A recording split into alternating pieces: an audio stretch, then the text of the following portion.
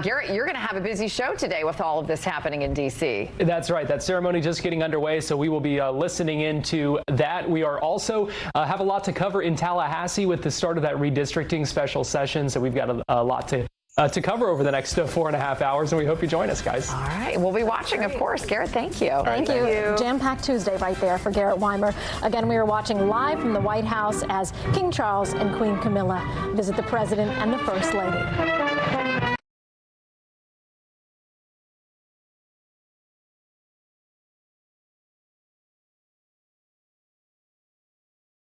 You're watching Fox 35 News Plus, streaming on Fox Local. Well, good morning to you. Welcome into Fox 35 News Plus, giving you a live look at this White House ceremony for King Charles III and Queen Camilla, who have just arrived. We heard the national anthem played a moment ago, and we are going to go ahead and listen into some of what is going on here. We did see a podium set up as well, so we expect some remarks here shortly. And you can see them walking along the line there, saluting the military who are gathered on the grounds of the White House. Again, we talked yesterday when the king first arrived, some of what he's going to be doing. He's also going to be delivering a speech today to a joint session of Congress. That's scheduled for 3 o'clock. Let's go ahead and listen in right now. We've got multiple camera angles as well for this ceremony, and so let's go ahead and listen in live on the White House grounds.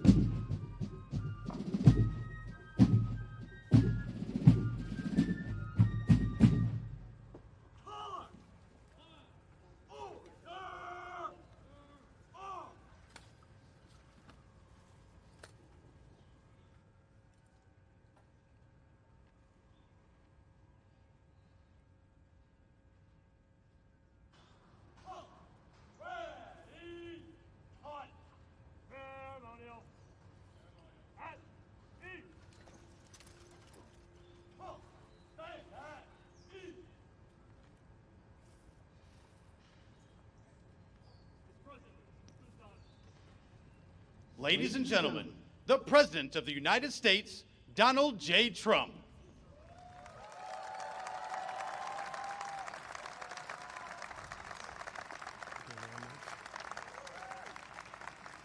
Thank you very much, everybody. What a beautiful British day this is. And it really is. Your Majesties, members of the British delegation, friends, service members, and distinguished guests, welcome to the beautiful White House. Great honor to have you.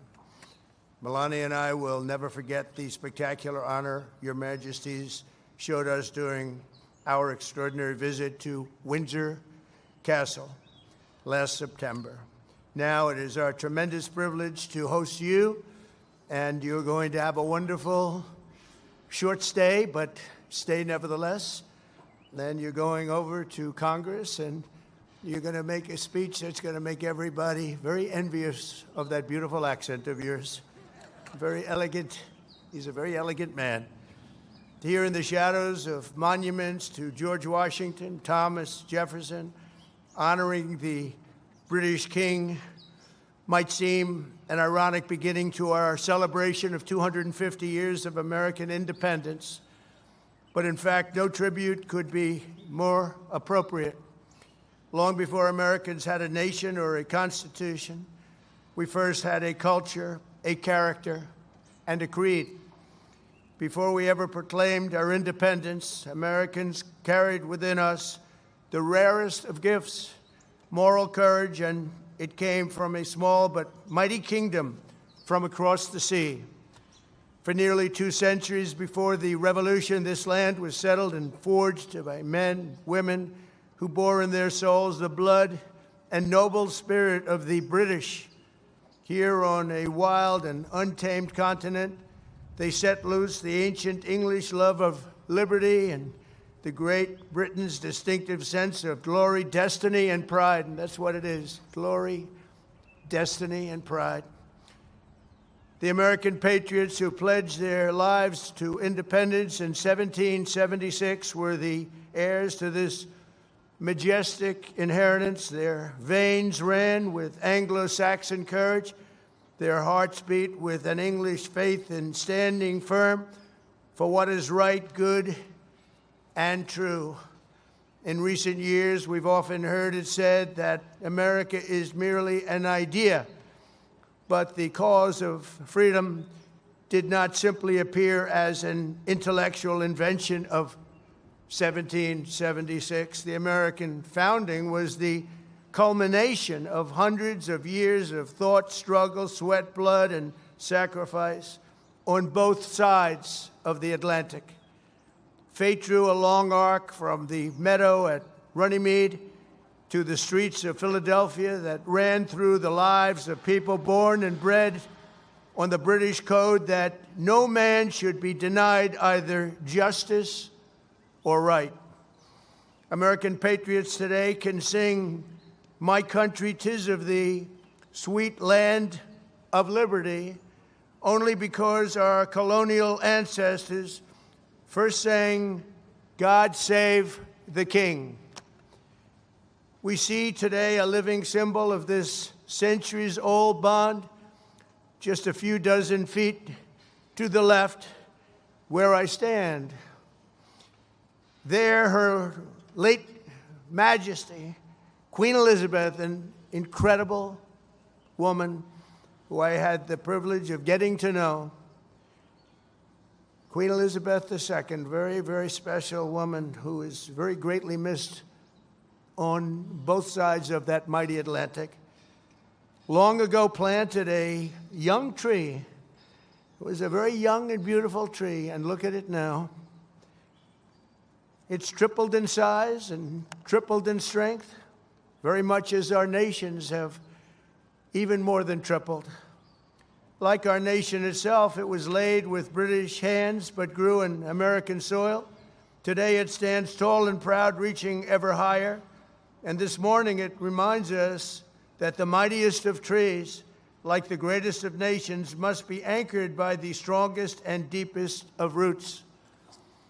In the centuries since we won our independence, Americans have had no closer friends than the British.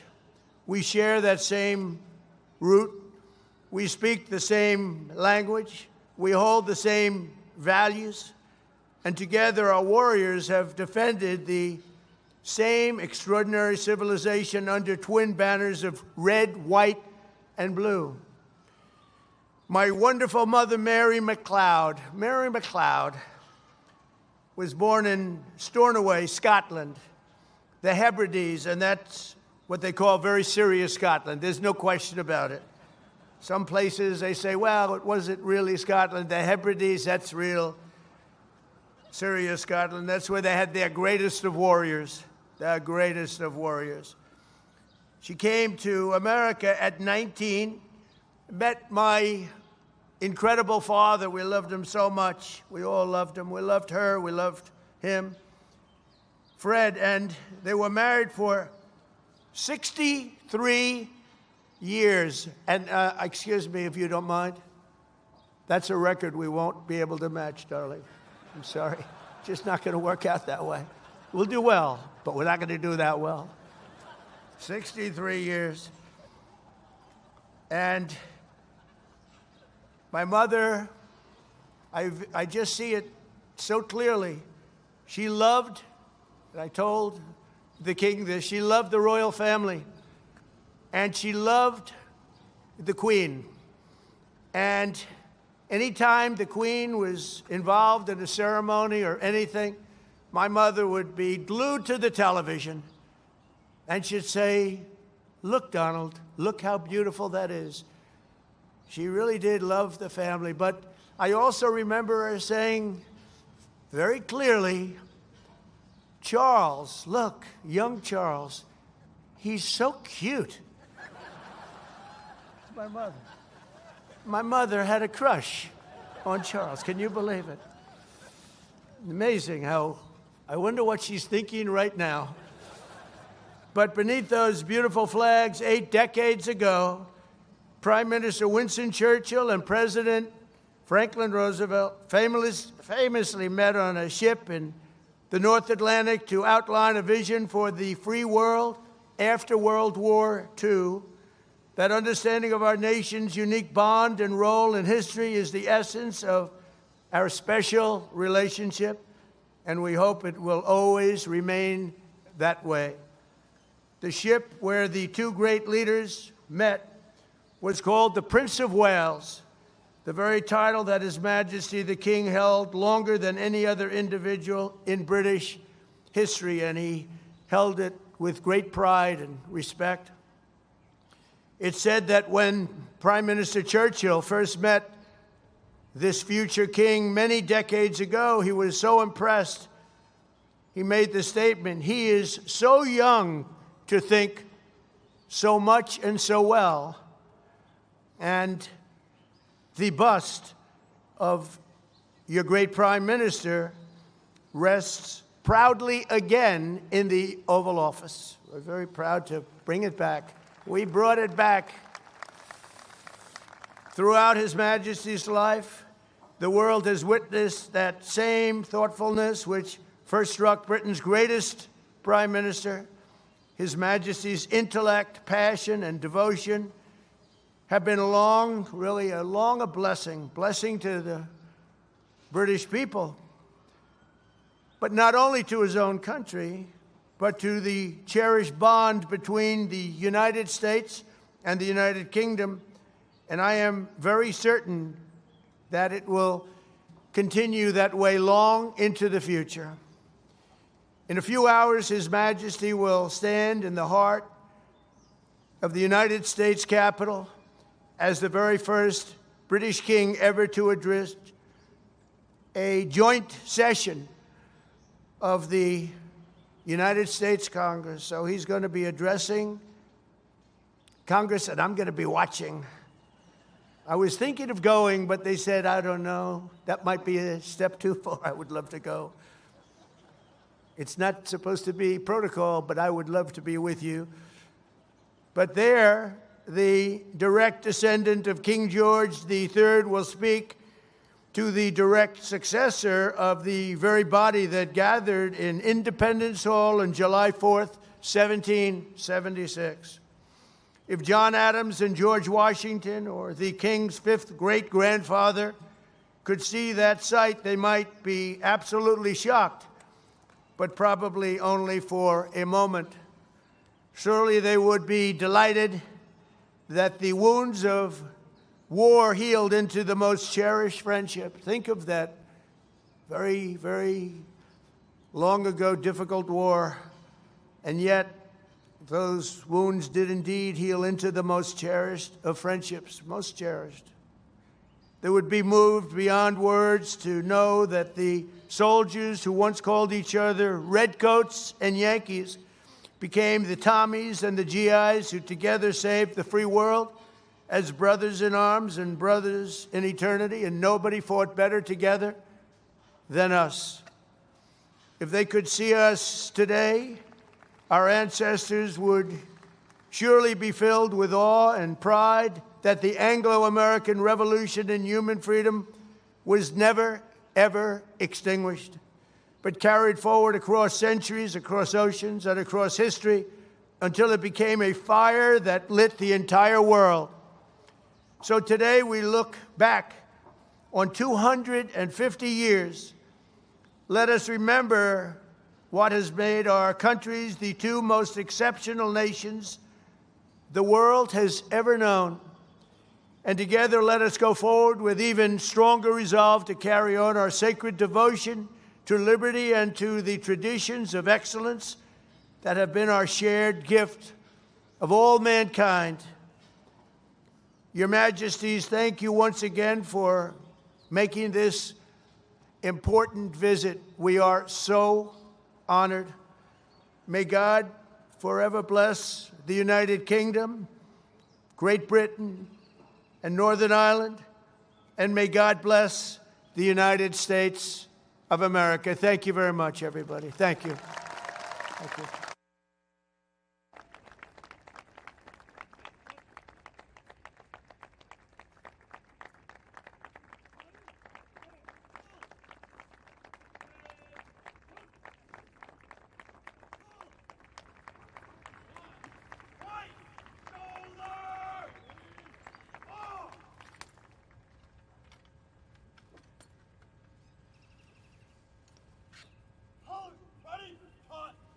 Ladies and gentlemen, please rise if you are able for the conclusion of the ceremony and departure of the official party.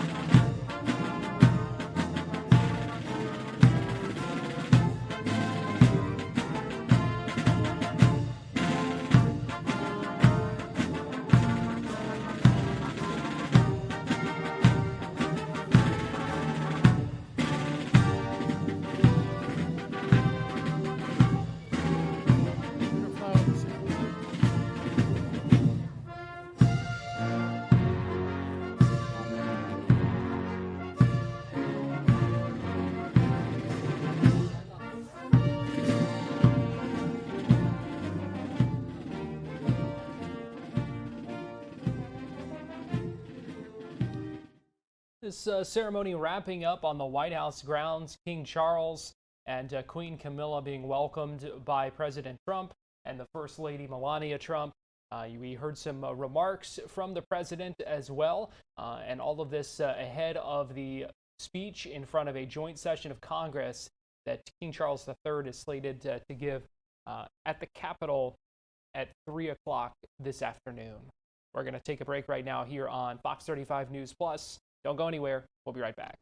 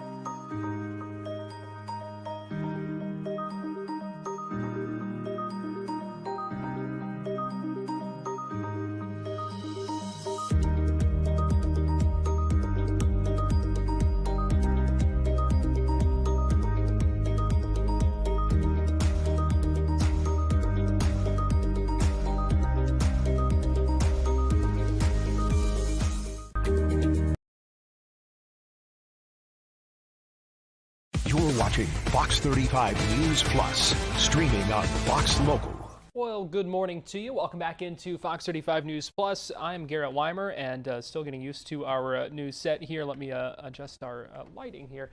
I want to give you an update here on the special session in Tallahassee that is now getting underway. We have heard from House Speaker Danny Perez because the House gavelled in around 10 o'clock, and they were in session for just a few minutes before they kind of went into recess ahead of a committee meeting coming up at the top of the hour. We heard from the House Speaker saying that they will look to pass the new redistricting maps or bring those up for a vote on the floor tomorrow, assuming everything goes through and that is passed out of committee this afternoon. He also mentioned that the House will not be taking up a bill on the AI Bill of Rights or on the vaccine exemptions, the medical freedom bill that Governor DeSantis in his proclamation also wanted lawmakers to take another look at after they failed to pass them during the regular session. Speaker Perez saying no House member filed those bills in a special session, and so they will not be considering those. So the only thing that they're going to be looking at in this special session is redistricting. So we're going to have a lot more on that coming up in just a little bit. The House Select Committee on Congressional Redistricting is set to begin at 12:05. We expect to hear from the governor's office talking about the proposal and what they how they put that together. So we'll be watching that very closely once that starts just after noon. Fox 35 Storm Team meteorologist Brooks Garner joins me now, and Brooks, seen some showers out there today. Not a ton of rain, though, it didn't seem like. Yeah, most of it happening before daybreak, and it's all part of a transition. We're going to go into a hot, dry pattern, but it'll ultimately tee us up for what could be some strong storms on Sunday and some much-needed rain. All right, let's get right to the maps. So here's a view of Beautiful Mount Dora in all of its luster. The lake there looking serene. Here's Lake Mary, traffic moving along. It's been one of those mornings where the fog has cleared up. We had some fog and earlier rain, and it's given way to a pretty decent day. It's going to warm up as well. We'll go from about 82 degrees through lunchtime up to 87 for a high today at 4. So as you start to make your way home, kids are out doing their sports the afternoon. It'll definitely be on the warm side, but this is just a preview of what's to come. We're going to be up into the 90s before you know it this week. Daytona looking much nicer now than it did this morning with all the clouds and the rain, but heads up, there's a high risk for rip currents. And this is all thanks to the type of swell coming in. It's called a long period swell. There's a long time between waves, about 10 to 15 seconds. And that can add a lot more power to the suction forces that can potentially pull you back out to sea if you get caught in one of those channels. If you go in, make sure you swim in your lifeguard. All right, so everything's quiet right now on radar. Just a couple of sprinkles remaining, so the morning rain's done. And this is what we have to look forward to for the rest of the week. Check this out. This is a high pressure system that's going to act to heat us up. As the upper level ridge moves in, it compresses and warms the air. So temperatures may be 0 degrees way up high, but by the time it gets down to the ground, it's 95 degrees. So that's about what we're facing. This upper level ridge coming out of the high plateau of Mexico, and it crosses the Gulf and brings with it the hot weather that'll sit right on top of us through Friday and Saturday.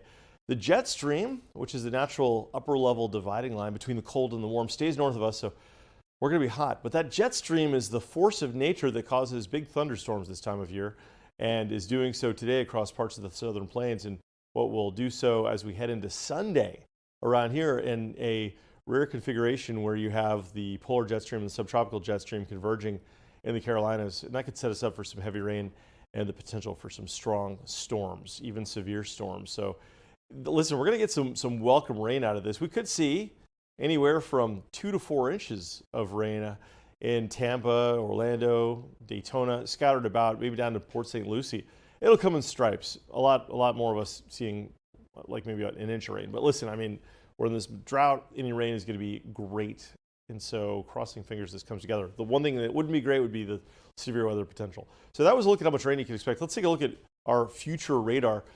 And this features a pretty dry Saturday, but then on Sunday, as early as pre-dawn Sunday, we may start to see some showers and storms up around Volusia County and Flagler County, and then that rain moves into Orlando through morning. So it might be a wet Sunday morning for anybody heading out and about, and really could rain pretty hard as well, that rain continuing through the evening. The timing is everything. I mean, if it holds off until Sunday afternoon, we've got a much higher chance for severe weather. If it comes Saturday night, Sunday morning, it would be a lower chance for severe weather, but we could get some pretty heavy rain as well. So we will see. In the meantime, it's only Tuesday, so we have a lot of days to figure it out as far as the specifics go. But the marvel of modern weather forecasting and the experience of Central Florida weather forecasting specifically allows us the luxury of looking ahead and saying with confidence that, yeah, we got some weather coming in. 87 degrees today, 91 tomorrow, and conservatively around 90 Thursday and Friday, but we may be up into the mid-90s depending on how much sunshine we get. May 1st is on Friday before we start to see those changes. You know, one thing May is known for, Garrett, is the introduction to humidity that's here for the long haul. Tomorrow we may have a lower humidity day, which kind of briefly ups our fire danger again.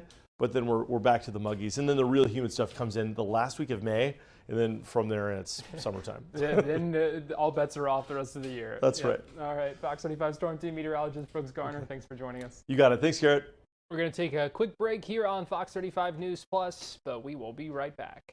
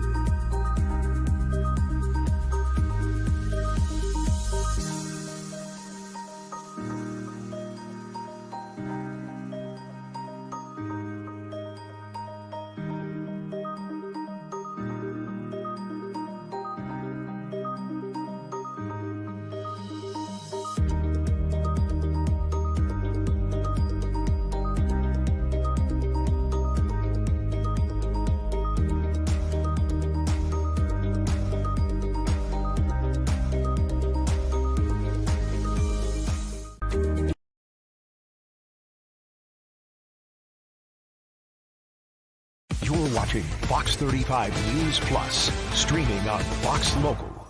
Welcome back into Fox 35 News Plus. Give you a live look right now from our Launch Credit Union camera showing the vehicle assembly building at the Kennedy Space Center. A big day there as the core stage for Artemis III arrived on a barge and has been taken inside the vehicle assembly building. And so joining us live now to talk about all this, what this means, what the next steps are ahead of that next moon mission. We've got Ken Kramer, managing editor of Space Up Close, joining us live now from out there at Kennedy Space Center. And Ken, sounds like it's been a busy morning.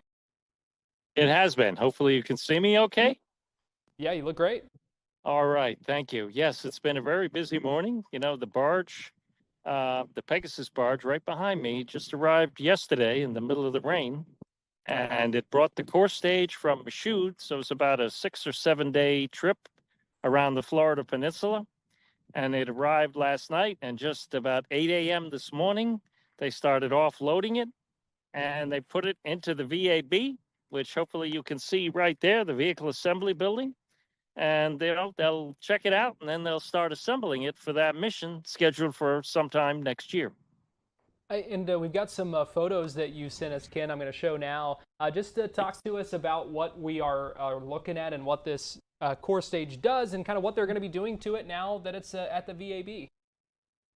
Okay. Okay. I guess I can see it now. Good. Yeah. So that's the core stage. What that means is that's the orange stage in the middle that has the liquid hydrogen and the liquid oxygen, about 700,000 gallons of propellant. And so it doesn't have the engines on it right now, the 4 RS-25 engines recycled from the space shuttle. They go on the bottom. They are here sitting inside the VAB, and they will now be attached.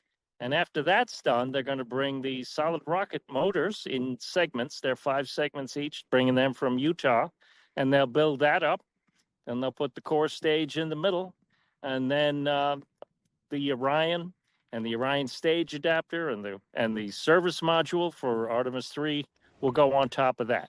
And so that'll be, sometime next year when NASA decides that they have the lunar landers ready, because it all depends on having one or both of the lunar landers from SpaceX or Blue Origin ready. They're not ready now, and we'll see when they are ready. That's going to be the long pole in the tent, really. Yeah, and so this is obviously a milestone when it comes to that Artemis III mission. That core stage arriving there, but like you said, there's still a lot of work to be done before we eventually see this launch. Yes, there's tons of work. I mean, this is just the start. The Orion is being assembled inside the operations and checkout building in another area here at the Kennedy Space Center, and they're going to put the heat shield on in a few weeks. That's a modified heat shield that's different from Artemis 1 and 2. As I think you wanted to ask me, about how did the heat shield do on Artemis 2? It did pretty good. In the preliminary reports, they still have to do a detailed scientific analysis and X-ray and structural and look at all the physics of it. And that'll be done at NASA Marshall. But right now, it's got to come here first. I mean, it's got to be, yes, it has to come here first and be checked out. Then it'll be sent to NASA Marshall in the coming weeks. And they modified the trajectory for Artemis II to minimize gas penetration and char loss on the shield that happened on Artemis 1. So right now it's looking good, but there's a lot of detailed work to do. And then we'll come to the new heat shield for Artemis 3, and that's not coming back from the moon, so it will not be as stringent of a reentry. From the moon, it's 25,000 miles an hour. In Earth orbit, where this will be, it'll be less, but NASA hasn't decided exactly the orbit yet. So they're just at the beginning, but things are moving along. And like I said, really everything depends on those human lunar landers.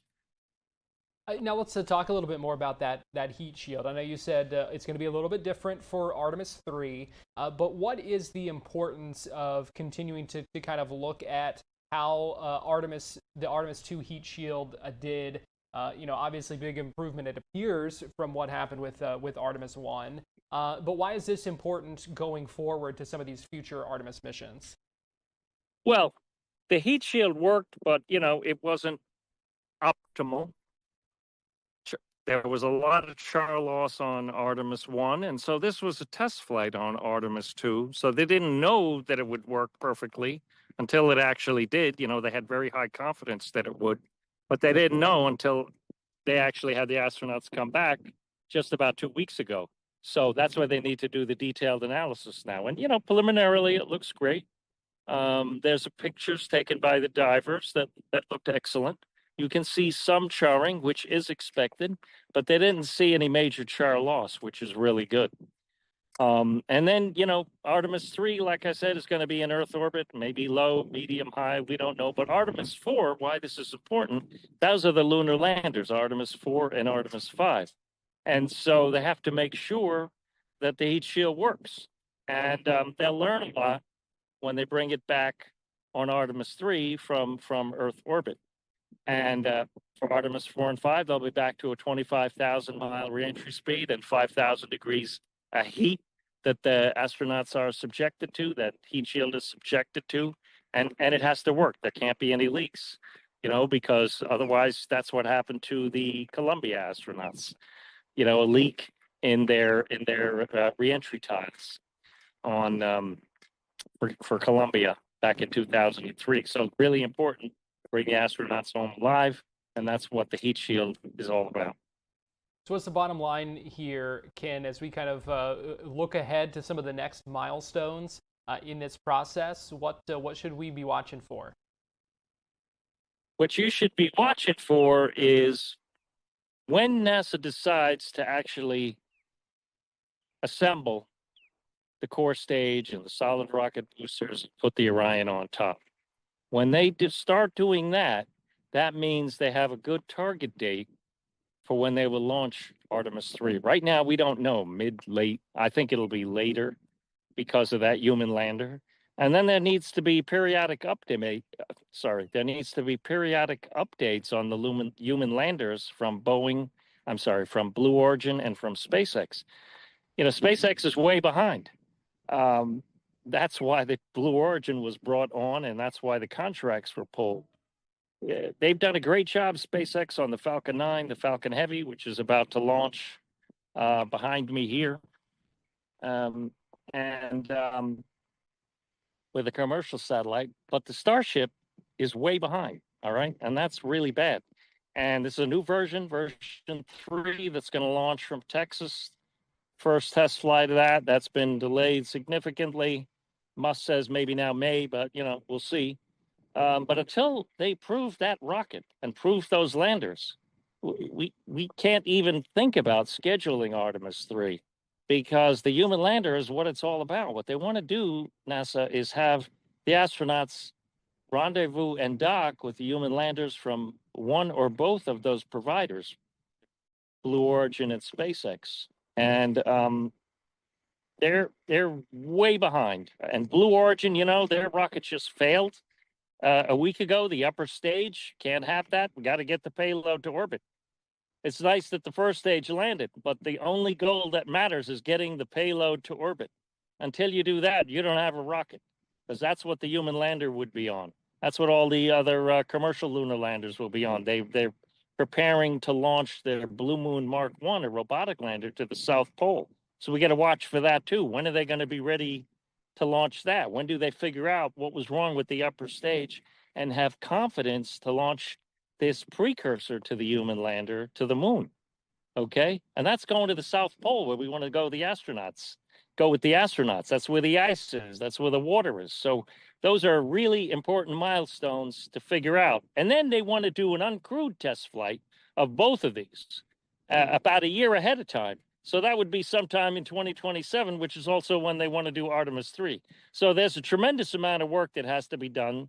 There needs to be a sense of urgency, and there needs to be sufficient funding. Unfortunately, the current administration severely cut funding for NASA. We're not going to get to the moon. We're not going to establish leadership in space and science when there is budget cuts. Now, luckily, the Congress is coming together bipartisan way, Republicans and Democrats, Democrats and Republicans working together to support NASA and other science, because science is the foundation of everything, science and technology. So we gotta look for full funding for NASA in addition to achieving all these very difficult milestones.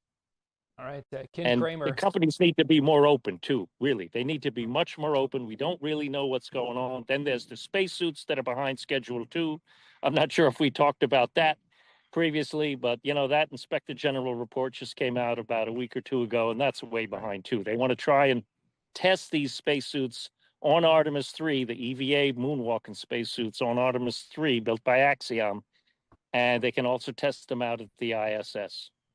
Yeah, a lot of things going on, a lot of things to look ahead to, and still a lot of work that has to be done. Ken Kramer, managing editor of Space Up Close. We always enjoy talking with you, and thanks for joining us live from out of Kennedy Space Center today. Thank you. Thank you for helping to enlighten your audience. And to Ken's point as well about the budget, NASA Administrator Jared Isaacman has been on Capitol Hill yesterday and again today, testifying in front of committees, budget committees, about the appropriations in the budget for NASA. So we'll check in on that as well coming up in a little bit. Right now, we're going to take a quick break here on Fox 35 News Plus, and we'll be right back.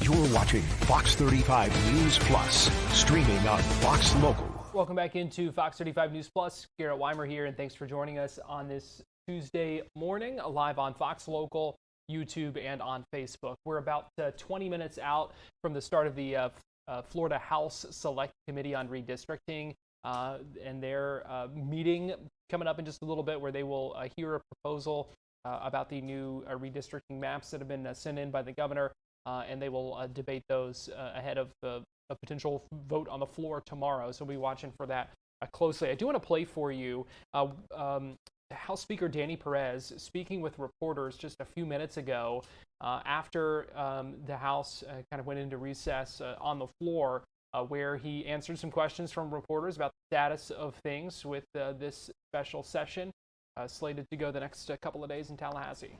House, like, well, how does that appear? And also the color coding of the map, it was color coded red and blue. I mean, we reported that indicated they were predicting a pickup for Republicans. That, like, is that partisanship? What's your general comment on the process? We haven't reviewed political performance of any of the districts. You will not see a color coded map presented in committee today. We have been presented map with map details, and we will be hearing from representatives from the governor's office today in the subcommittee. The question is based on the legal memo. The question is directly this. That legal memo suggests that you do not have to follow Fair District's ban on partisan intent in dealing with incumbents. Do you agree that you do not have to follow the Florida Constitution and the Fair Districts? We have an obligation when we review redistricting maps to first and foremost make sure that they comply with the United States Constitution. We will hear more on legal arguments from the governor's team today, and we will take those up as we continue the process. Mr. Speaker, have you heard from the White House or from Republican members of have you heard from the White House or Republican members of Congress from Florida since the map was proposed yesterday? No, we have not. What the governor seems to be arguing, though, is that political gerrymandering is legal in this state. Do you agree with that? Again, when we take up redistricting maps, we have an obligation to make sure that they comply with both the Florida State Constitution and the United States Constitution. We know the United States Constitution is superior. We often do not have legal guidance ahead of time when we make those decisions, but we are the ones, the legislature, making those decisions. We made a decision in 2022 that was not based on prior legal guidance, but was upheld recently by the Florida Supreme Court. We feel confident again in moving forward with the maps presented by the governor's office, and again, we will hear more from the map drawers and the governor's team today in our subcommittee. And also, guys, Fair Districts was approved by voters overwhelmingly. If you approve a map that obliterates fair districts, do you think it should go to voters as well? And if not, why not? Our process does not require maps to go before the voters. We are following the process. This is the same process that we followed in 2022 when the governor presented a map to the legislature. We took it up, we reviewed it, we took it through subcommittee, we will take it to the floor. This is the process. It goes through the bill process, and then it can be challenged in the legal court system. Are you guys trying to help the president keep the U.S. House? Is this what's motivating this redistricting in Florida? Look, I know that would be the easy headline, and that is what people want to write about. That is not the position that we're in. The governor drew a map, and it is our job to entertain that map, to debate it, to converse it, and to eventually vote on it. That's what this body is going to do. And everyone in this chamber is going to have an opportunity to ask questions, to have debate, and eventually to vote, either in favor or in opposition of the map. That is what we're going to do over the next couple days, and then we will move from that. One more question. It's part of your strategy also that you're going to be doing this so late in the process that even if you have a map that is defying the Florida Constitution, that it's going to be hard for a court to overturn that map in time for No, that is not the strategy. Thank Why you guys are you giving the governor the power to draw? House Speaker Danny Perez speaking moments ago. Now, again, we have also heard from the governor now weighing in on the speaker's announcement that they will vote on the maps and then that's it, that there will not be a consideration of an AI or vaccine bill. Governor DeSantis saying voters elected Republicans to protect freedom against both the big tech cartel and the medical industrial complex. Yet when given the chance to deliver for their constituents, not a single Republican House member could even be bothered to file a bill. Typical political shenanigans. So back and forth continuing.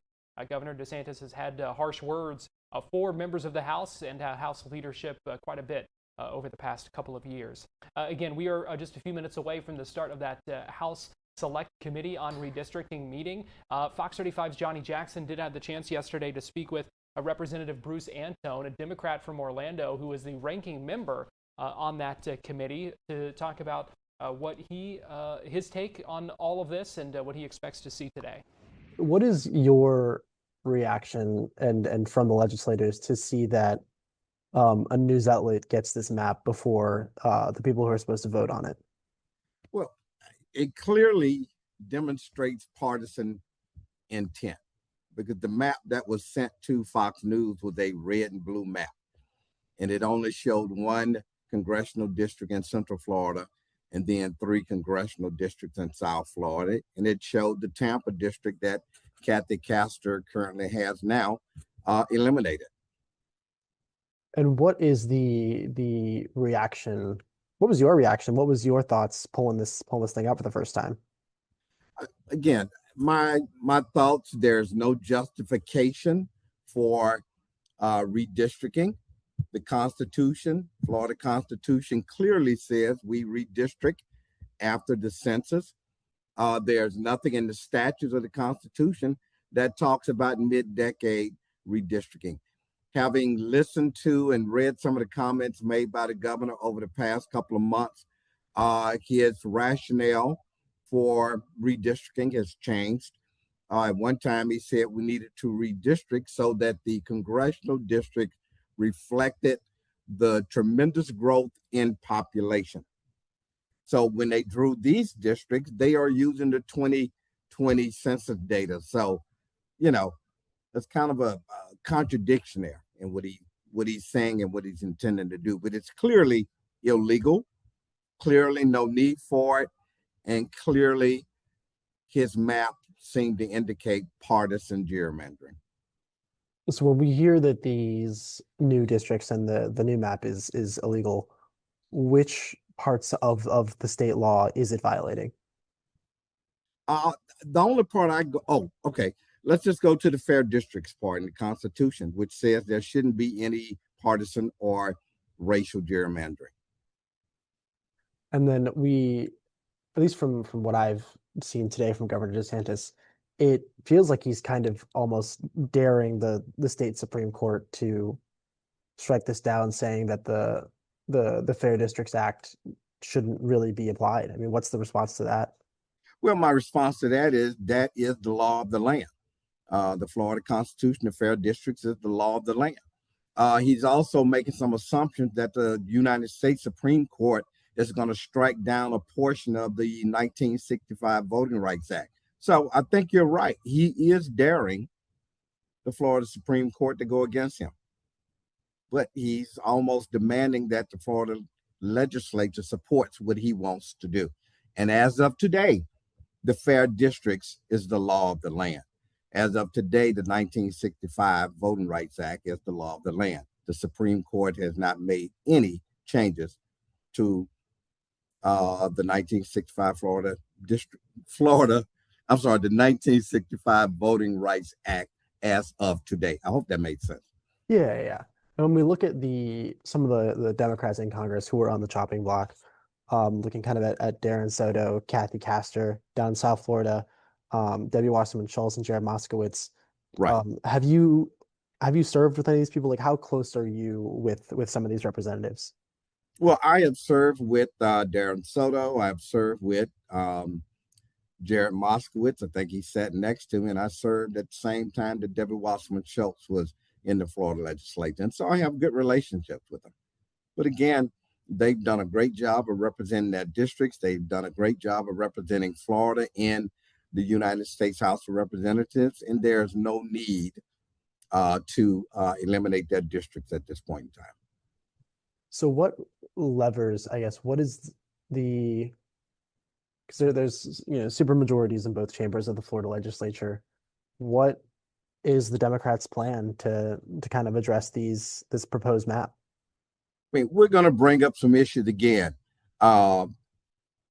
That his maps appear to be pure partisan gerrymandering. I mean, you're trying to go from 20 Republican seats to 24 Republican seats. I mean, if you just look at the maps and what he's trying to do, which is he chops up Kathy Castor's seat in Tampa. He tries to combine the Darren Soto and Maxwell Frost seat here in Central Florida. In South Florida, he takes the seat that's held by Frederica Wilson and formerly Sheila McCormick, and kind of combines those two together.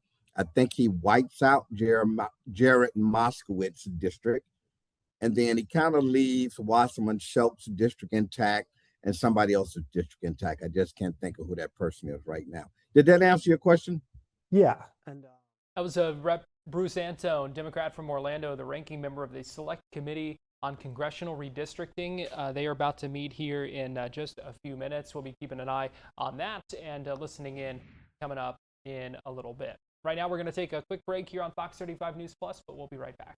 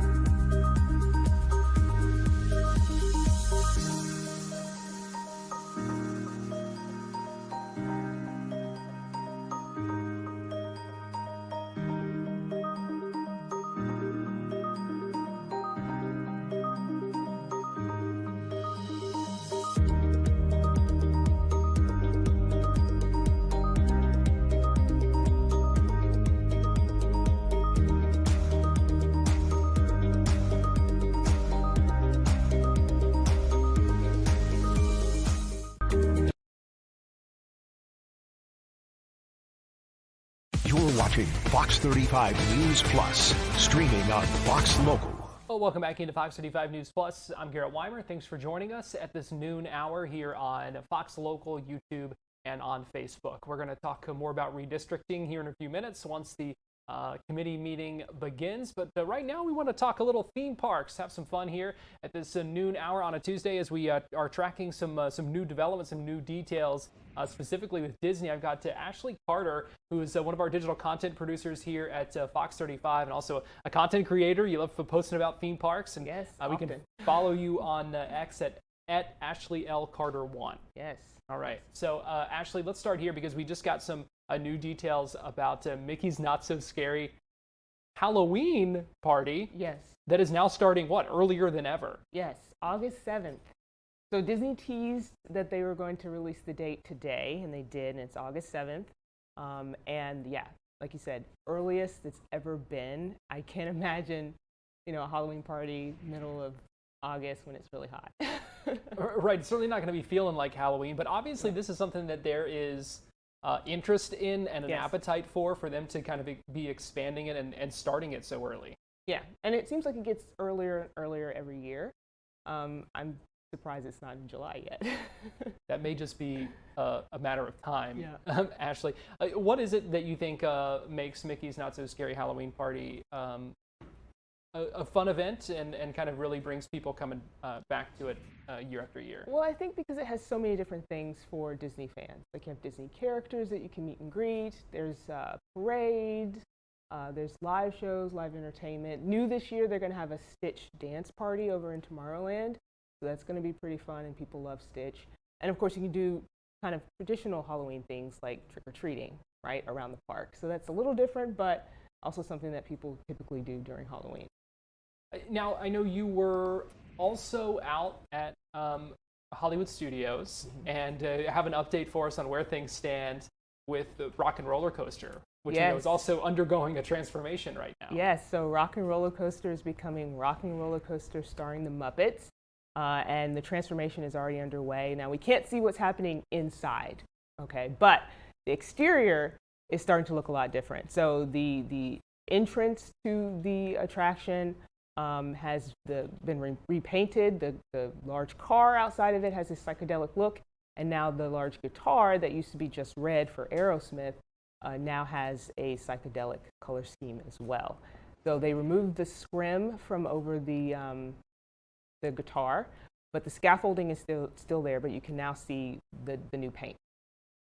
And how is the reception to this so far? I mean, it looks nice to kind of see some of this progress, looking pretty clean over there. Yeah, the people are liking the look of the guitar. It kind of matches what Disney released in the concept art.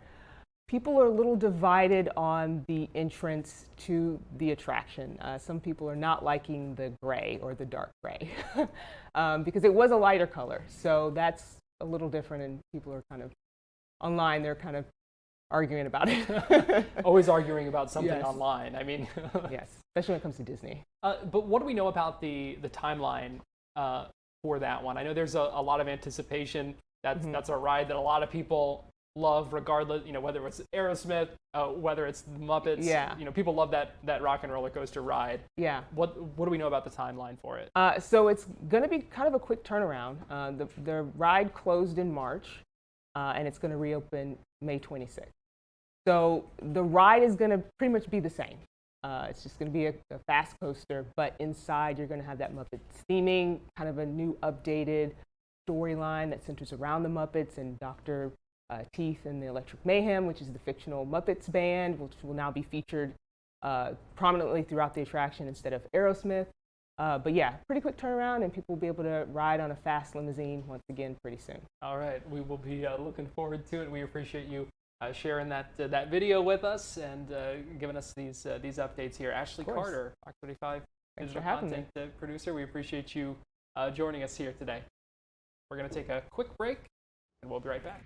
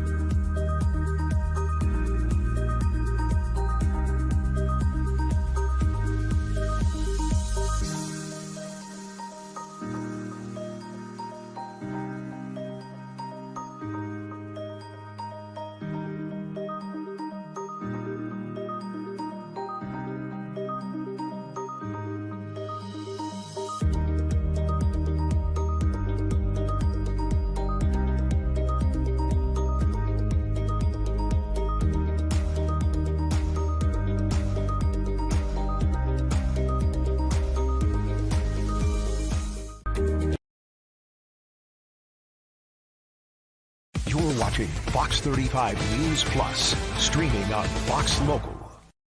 Welcome back into Fox 35 News Plus. Want to give you a split screen in Tallahassee. Live on the left, you're looking at the floor of the state Senate, where they are getting ready to gavel in. It will likely be a short floor session because the real activity in the Senate going to be happening in the Rules Committee coming up in a couple of hours, where they will hear a presentation and some remarks, as well as have some debate over the governor's redistricting proposal. And that is what is just about to happen in the House. Let's give you a live look in the House Select Committee on Redistricting and listen in as we get ready to hear more about the governor's proposed map.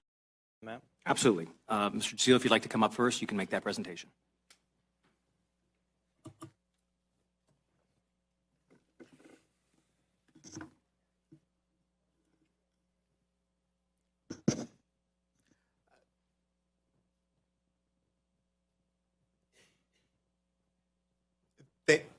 Apologize, Mr. DeSantis, go ahead. Thank you, Mr. Chair. Thank you, Vice Chair, members of the committee. I appreciate the invitation to speak with you here today. My remarks will be limited to the executive branch's legal position on redistricting. I have never drawn a redistricting plan. I don't intend to draw a plan, and so I will leave it to Mr. Pareda to address the factual questions at the heart of the plan that's being presented here. To begin, I note for the committee that there is nothing in federal or state law, nothing in the federal or state constitution that prohibits mid-cycle congressional redistricting. The governor's stated reasons for redrawing the congressional map now are twofold. One, to account for greater population growth between 2020 and 2025 in the suburban and exurban communities throughout the state. And two, to ensure that the state has a race-neutral congressional plan. As you know, between decennial censuses, the American Community Survey and the state's Office of Economic and Demographic Research puts out pretty high-quality estimates for growth at the county level. This data, however, is not broken down to the granular level needed to draw a map. So it's perfectly fine to account for the county level growth, but then rely on the 2020 decennial numbers to draw a map to comply with the federal Constitution's one person, one vote requirement. The Supreme Court's plurality opinions in Lulac versus Perry from 2006 and from Georgia versus Ashcroft in 2003 allow for just this. Next, the use of race in redistricting. This is an evolving area of the law. We've had several important cases decided since Article 3, Section 20 was added to the Florida Constitution after the 2010 election. And as you've likely heard, the U.S. Supreme Court is poised to address the issue again in Louisiana versus Calais.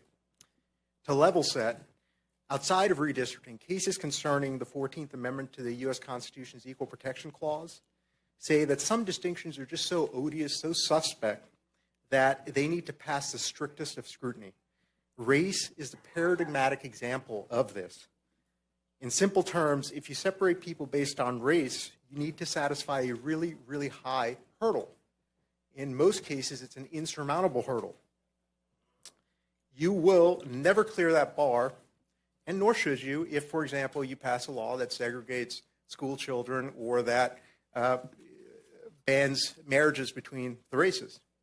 In redistricting, however, we have been trying to use race as a factor in legislative decision-making. We're trying to be race conscious without letting race predominate.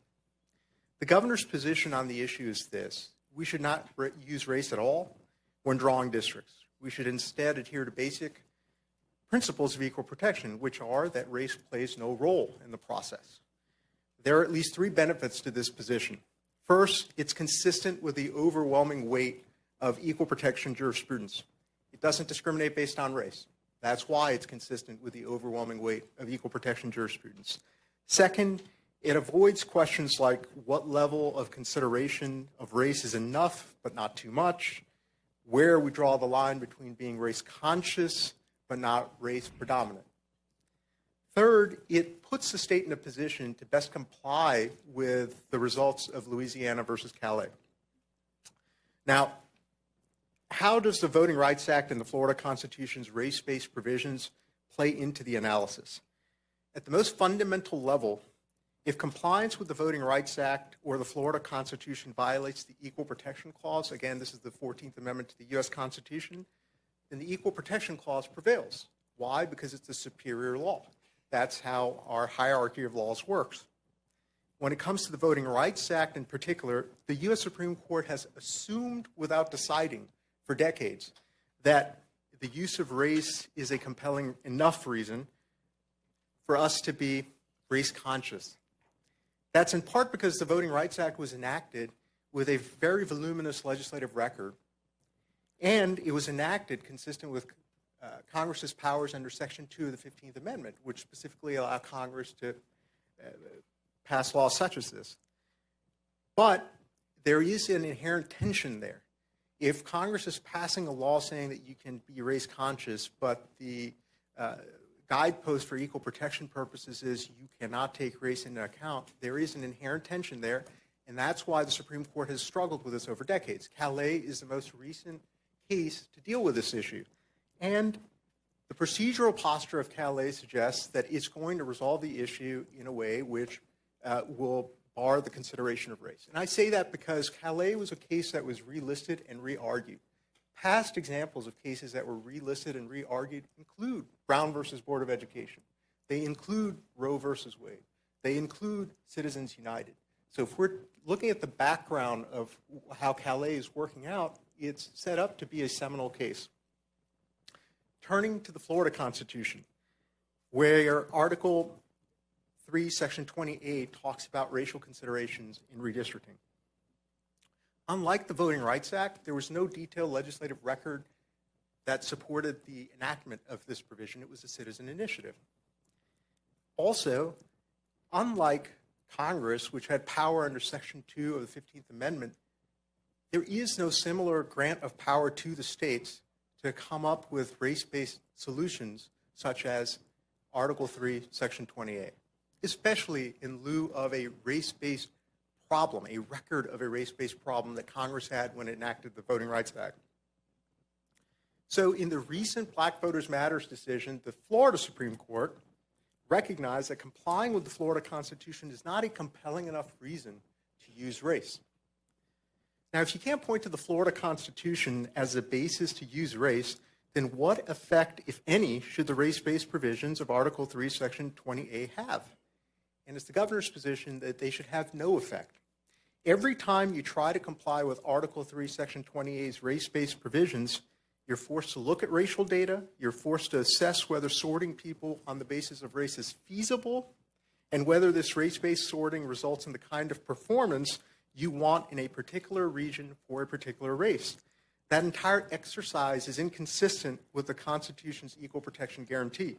The superior law in this instance, again, it's our contention to trump, because the superior law is the supreme law of the land. Now, because the race-based provisions in Article 3, Section 20 are inconsistent with federal law, the next question becomes, well, what about the rest of Article 3, Section 20? The executive branch's position on this is this. The rest of Article 3, Section 20 cannot be saved.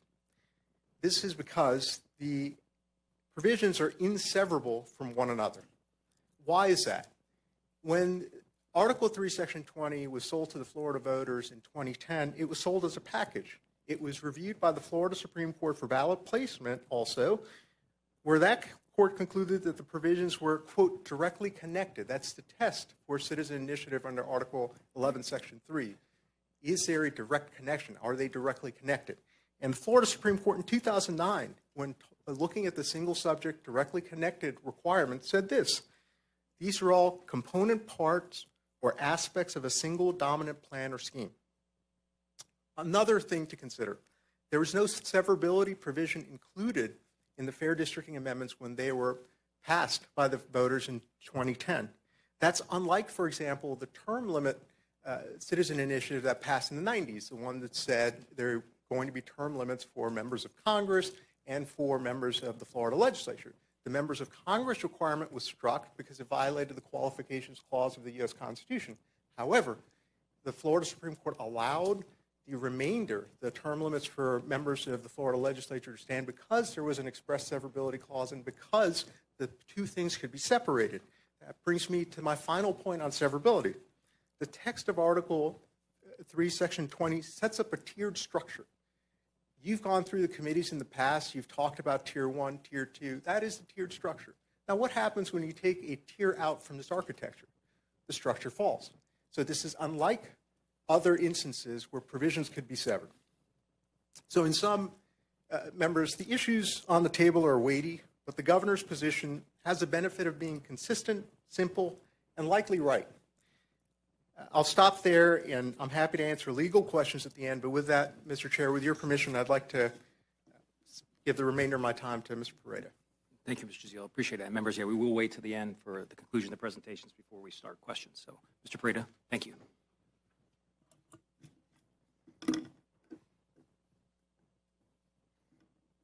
Thank you, Mr. Chairman.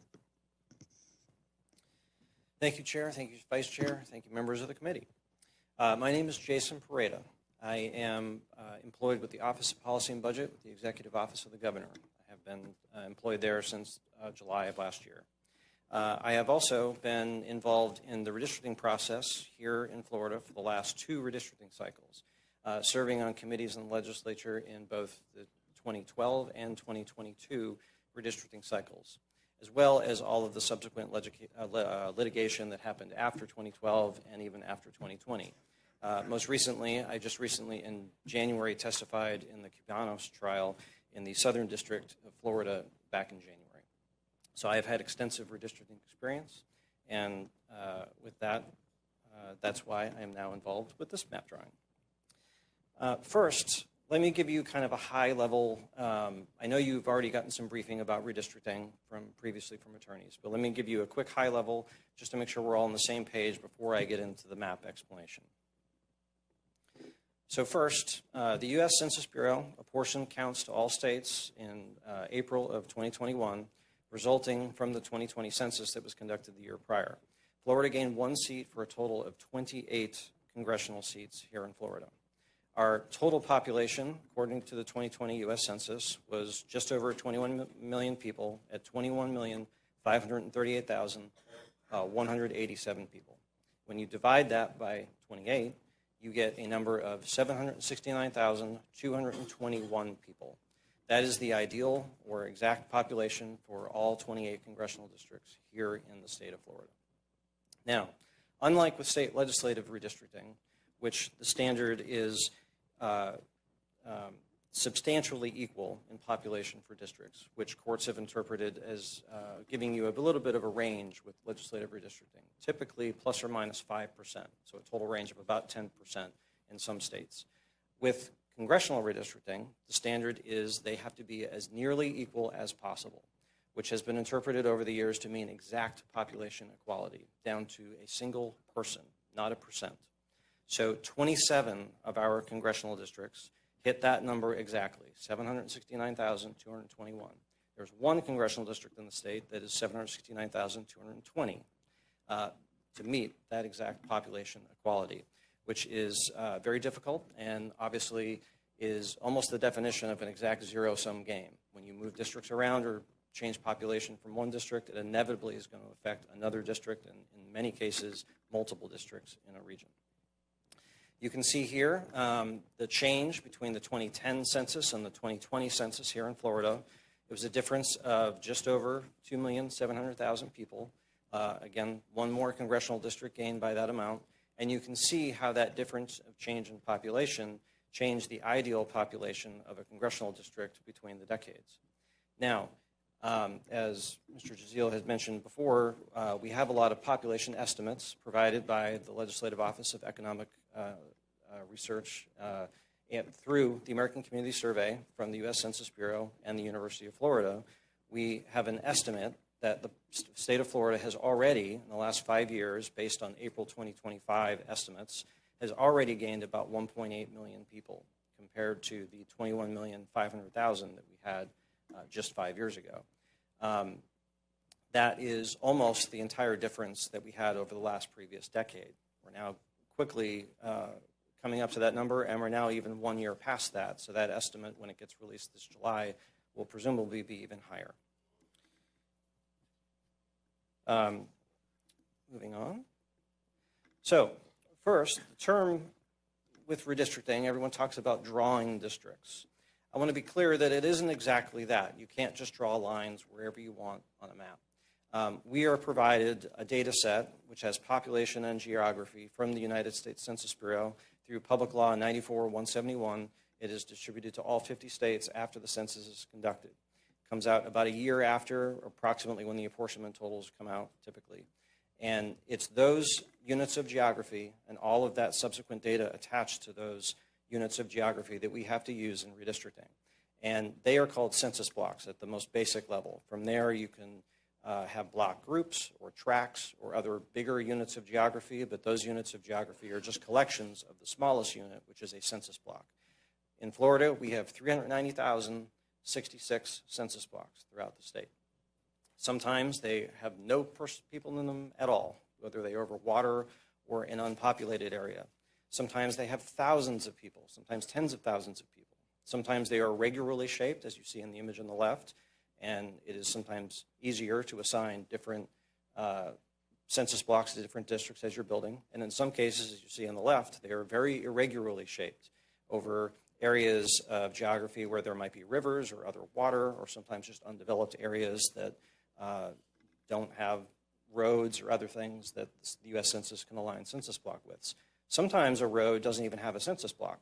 So sometimes, although you might see on a map, there's a census block there, like, oh, I want to use that as a dividing line for a district. If there's no census geography that aligns with it, you cannot use that. You have to use the geography that is available to you with the census. So it is really more assembling districts using these units of geography and more of a puzzle rather than simply drawing. It's just kind of a term that we like to use thrown around. It's fine. I just want to make sure we're all on the same page and know what we're all talking about.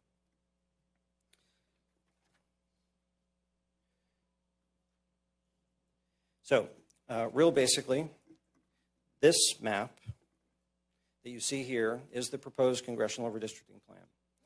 I drew this map as a race-neutral map without consideration of the race, as you just heard from Mr. Members, Steele. excuse me. Ladies and gentlemen, there will not be laughter. This is going to be an appropriately held committee. I would ask that you respect everyone who's speaking. When you all come up here to speak in a moment, I'm going to afford you all the same respect. Okay? If you're unable to do so, I will ask the sergeant's office to remove you. So please, let's maintain decorum in the chamber. Thank you. Thank you, Mr. Chair. So again, this map was drawn race neutrally. I did not look at any racial data or analyze any racial demographic information in the formation of this map. Otherwise, all other traditional redistricting criteria were considered used when I drew this map. In addition, I also considered that population growth that you referred to before, although I did have to balance all of the districts down using those census blocks, using the 2020 census data. I did attempt to account for where we know certain counties are growing faster than others, or certain areas where there might be population that didn't exist when the 2020 census was conducted, to the best of my ability. And as a practical matter, when I refer to the benchmark plan, when comparing some of the districts to this newly developed map, I am referring to the currently enacted congressional map, which is in redistricting usually refers to the last map that you're drawing until you draw a new map or a new proposed map that you see here today. So that's what I mean when I refer to that. So on a quick high level, this map splits, keeps 48 counties whole of the 67 that we have in the state.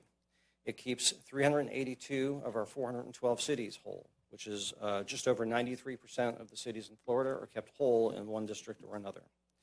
The mathematical compactness scores, on average for all of the 28 districts you see in this map, are consistent with that in the benchmark district. The REOC score, which is a measure that, a mathematical measure that compares each district to the smallest circle that you can fit around each district, and the average of all of those for the 28 districts is 0.46, which is, again, consistent with the benchmark. The Polsby-Popper score is 0.81, which is also consistent with the benchmark district. Polsby-Popper score compares the area of a circle that has the same perimeter of all of the districts. And those do that 28 times to find an average. And finally, the convex hull score, the other mathematical measure that's used consistently throughout the country by courts to measure mathematical compactness, is the measure of the smallest polygon shape that can fit around the district, and compares that area to the area of each of the districts. All of these mathematical compactness scores are just ratios based on something that they're comparing to the area or the perimeter of the district. And all of these districts are comparable to that in the benchmark. In addition to that, in the legislature's map drawing program, there is something called a boundary analysis score that compares all of the different major boundaries, either major roadways, waterways, railways, other things like that, to all of the district boundaries to get a percentage of how much of the district boundaries follow those major criteria or not. This map has on that boundary analysis score is just over 85, almost 86% of its boundaries, of all the district boundaries, follow either a county line, a city line, a major roadway, a waterway, or a railway. Now let me walk you through the individual districts in the map. First, districts 1 through 7 are unchanged from that in the enacted map. There are 10 more districts that are largely the same as they are on the enacted map, and trying to keep the cores of those existing districts and trying to limit the impact of this mid-decade redistricting that we're doing, while also respecting all of the other things that I mentioned before. I'll get more into exactly which those districts are or what may or may not have changed in each one as we go through all of the districts. So first, in South Florida, the biggest change, because we are drawing this map in a race-neutral way, we did not recreate the Congressional District 20 that is currently within Palm Beach County and Broward County that has arms that extend into Palm Beach and Broward County to attach two different black communities in those two counties together. We did not do that here. So that significantly changed how the districts around that one district that was created previously can be drawn now. So first, we'll go to Congressional District 21, which is entirely made up of St. Lucie County, Martin County, and then gets its remaining population from the northern part.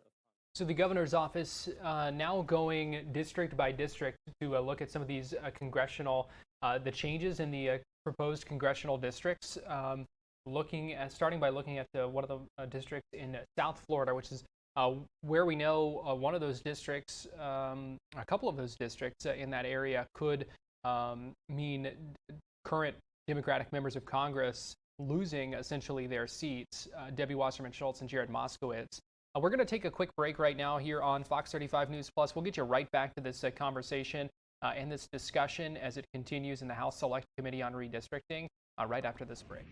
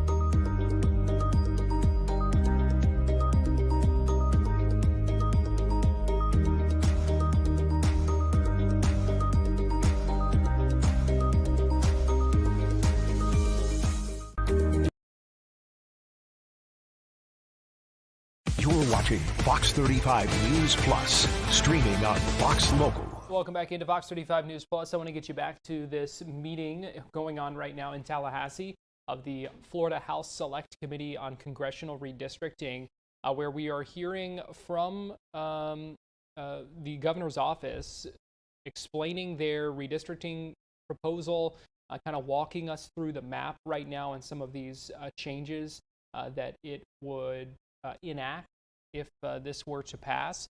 Let's go ahead and listen back in as we continue to see and hear this presentation.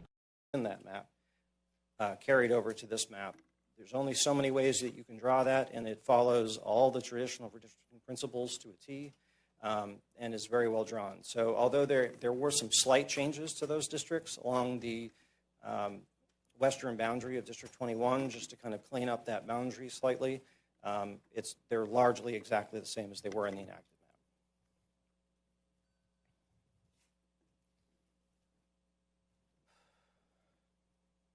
Now moving north, the next district that I drew is District 24, which also is largely the same as it is in the enacted map.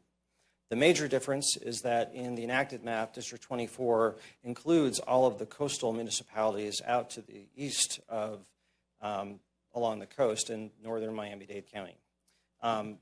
This was an attempt, if you look at the enacted map, there's actually a space in between District 27 and District 24, where District 26 kind of came in, that I was aware of, that split Miami-Dade, or the city of Miami 3 ways, and was done in such a way that left that kind of an arm underneath there. I was trying to correct that, and if I can, only split Miami twice, which I was able to do. But by doing that, because that area is so densely populated, it pulled District 24 out of those coastal Miami Beach and other municipalities along the barrier islands there in Miami-Dade County. From there, trying to respect as many municipal boundaries as I could as I worked my way north, some of which are the city of Hialeah to the west, which is in District 26, the city of Opelika, Miami Beach, and the city of Miami to the south, and other cities as I worked my way north toward the Miami-Dade Broward border. Now, the district had to go into Broward a little bit as well to get some remaining population, rather than having a arm that might be an entire city but sticks out from it over to the barrier islands, just because the municipal lines there don't really allow that. And where I could, I tried to do that, although that wasn't try to keep a city whole. So instead, I went north and built that district in that way. Now, to the west, District 26 takes the remaining portion of Miami-Dade County, which includes the entire city of Hialeah, using the Tamiami Trail to the south, where District 28 comes up, and fills in the rest of Miami-Dade there. Now, instead of going west into Collier, because we're drawing this district race neutrally, the most logical way to go from here is to just draw a basically rectangular district and go up into southern Broward. And that's what I did here, trying to find as many major roadways as possible. The northern boundary of the district, actually I believe uses I-75 as it comes over Alligator Alley. Also goes around the city of Weston, which is why it dips down before finding that straight line road to go all the way over to where it ends at the Florida Turnpike. But that's why it dips down. It goes around the city of Weston there. But that is a square, nice district. So now we have all the districts to the south. We have District 24 and District 26 in their more or less final orientations. So if you remember, I also try to include districts entirely within counties where I can. And I wanted, there's District 27 in Miami-Dade. We created District 23 in Palm Beach previously. So knowing that those districts 24 and 26 came into southern Broward, I was trying to do that same thing for Broward with what became District 20. There's a lot of smaller municipalities right there in kind of central northern Miami-Dade. You start putting them all together and you very quickly get a very compact district right there in kind of central Broward County that became a Broward-only congressional district. Now, by doing that, though, that created a space where we had previously put a district placeholder, about 230,000 people in southern Palm Beach County. It then created a space by drawing 24 in the way I did, where the beach municipalities in Miami-Dade, and then next to District 20, there's this whole area along the coast that was either going to be connected together or going to be connected separately in separate districts. Connecting it separately in separate districts would have created multiple districts that would have had appendages that would have looked like sticking down into different areas. So instead, I connected them all together, as you see here, trying to find as the best boundaries I could on the western side. As I said before, the boundary within Palm Beach County is US 441 or State Route 7 that goes down to the county line. Then within Broward County, the westernmost boundary of District 25, as it goes around District 20 and 24, is the Florida Turnpike in both ways. And you can see just south of District 20 and north of District 24, the Turnpike is the boundary of 3 districts in that area. So that is a very commonly understood boundary. Within that, I tried to respect as many of the municipality boundaries as I could within Broward County, as well as trying to find what other major roadways there. You can see the northern bit of District 20 actually uses the railway as it comes through Broward County, and tried to find as many clean or recognizable boundaries as I could to fill in these 4 districts. From there, after completing all of those districts, it left an area of both Palm Beach to the west, out toward the Everglades, and in Broward County that needed to be included in a district, obviously, since we have to account for every population and every census block. Now, this also gets into the Everglades, which is, from a map drawing perspective, is always a difficult area to draw and put districts within, because it is an area that has very little, if any, population in some cases, and right next to an area that is highly densely populated. Inevitably, there's going to be some district that's going to have to take this area. And in this case, taking those 2 areas of western Palm Beach and western Broward and taking that district west seemed like a logical choice in this particular case. And here I included all of Hendry County, which is just west of both those 2 bigger counties, and then goes south into Collier County and adds most of Collier County to it. It goes right up to I-75. That's the straight line that goes down within Collier County. And then you see the little dip down there of District 19. That's actually the municipal boundary of Naples. That is not split, that District 22 goes around. From there, when you start, we're kind of in the south working our way up, there's only so much you can do. District 19 is another district that may look a little bit different than the enacted district, but is a district that is very similar in that it has population in both Lee and Collier counties. Although that share of population might change a little bit, it is basically a similar orientation. So it gets the remainder of Collier County, including all of Naples, and then goes up and grabs the remaining portion of its population to get to the magic number of 769,221 in Lee County. And you can see the little divot that 19 kind of dips down and goes around. That's actually going around the municipal lines for Fort Myers. So Fort Myers is included in District 17 that got cut off on the top of this slide that includes the rest of that population, including that entire city of Fort Myers, the entire city or entire county of Charlotte, and then goes into Sarasota, which is also very similar to the enacted map. But in the enacted map, it includes the entire... Continuing to listen to explanations from the governor's office, walking us through the maps that were drawn, the map that was drawn and that the House is going to be considering. Anticipating some debate here shortly and the chance for lawmakers to ask some questions, as well as some public comment as well. You see a lot of folks inside that committee room in Tallahassee right now.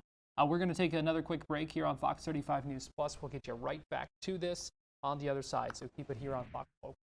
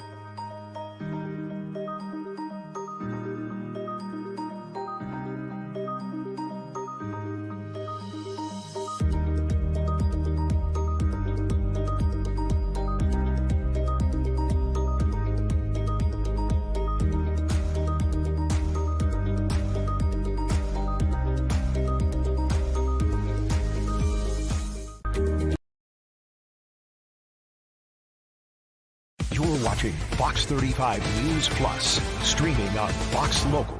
Welcome back into Fox 35 News Plus. I want to get you back inside this committee meeting room in Tallahassee, where we are hearing from the governor's office, walking us through the new maps that were released for congressional redistricting, a part of a push from Governor Ron DeSantis for a mid-decade redistricting to be done in Florida, obviously in the greater context of seeing a number of other states across the country kind of engage in this redistricting arms race, as we've heard it described in some ways.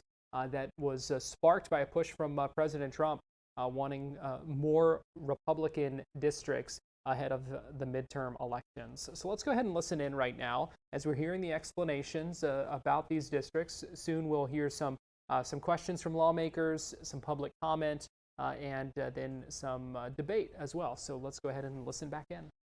A different approach, taking those counties and attaching them to other areas that we know are high growing, like Osceola, one of the highest growing counties that we're aware of in the map, and connecting them with those other counties just beneath it, along with a little bit up into Orange County. Now you can see another county that is growing at an extremely fast rate that we know is Polk County.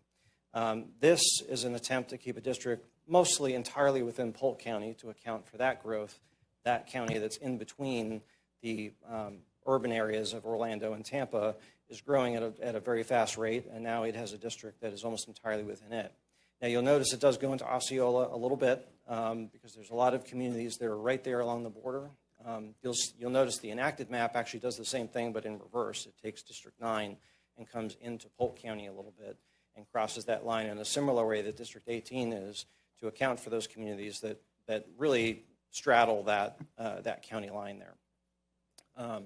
And this is doing that in a similar way but different, and also including it with Indian River County, which is now a county of about 160,000 people that is no longer just attached to one other bigger county.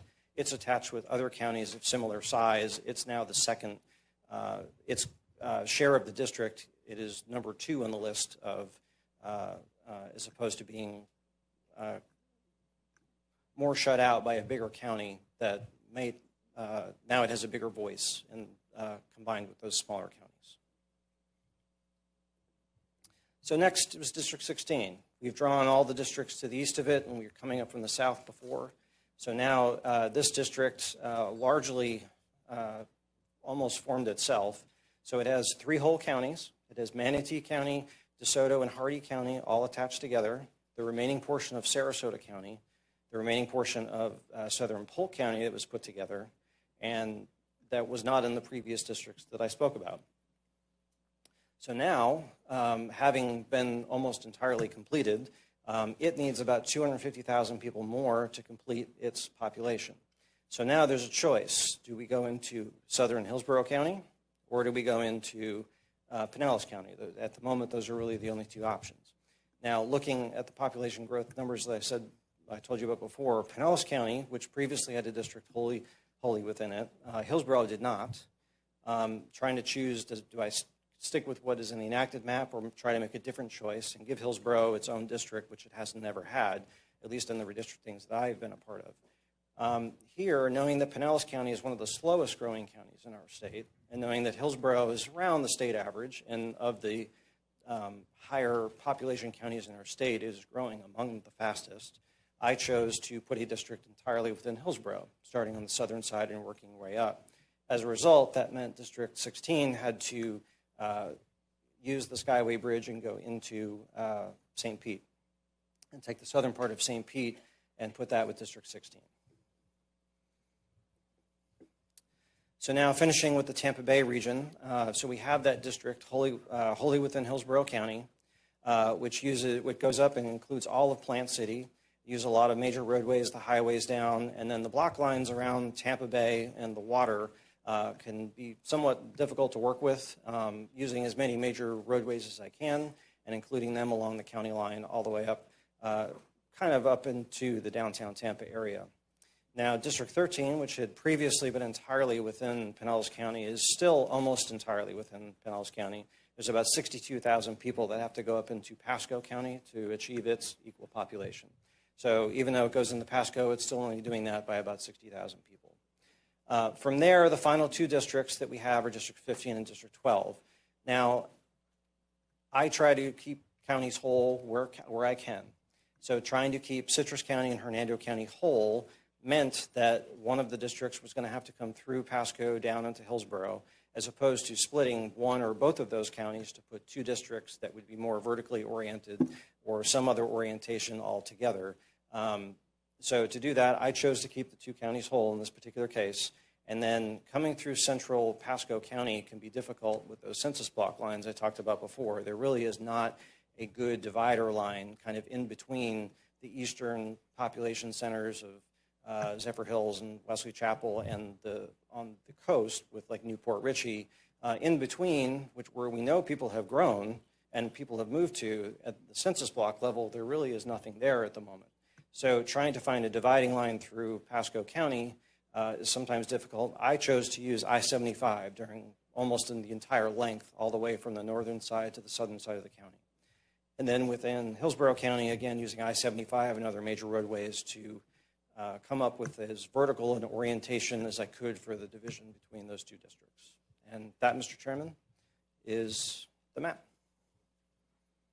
Thank you, Mr. Breda. All right, members, at this time, we're going to go into questions. Again, if you're going to direct a question to a specific person, just please let me know. But other than that, Ranking Member Antone. Thank you, Mr. Chair. Can I make a motion? Sure. Well, what's the purpose of the motion? Substance of the motion that we put all of the witnesses under oath. So, Representative, I'll tell you that, we typically, it's a highly unusual thing to do and only is typically done when there's a question as to the veracity of the person speaking. I don't think there's any questions in this case. So if you'd like to make that motion, we can certainly vote on it. I don't think it'll pass, but if you'd like to make that motion, you're free to do so. I just, if we have time for questions, but we can certainly make that, or we can hear that motion if you'd like. All right. Thank you, Mr. Chair, and I'll make it real quick. As you know, this redistricting effort is viewed by pretty much everyone as a generational event.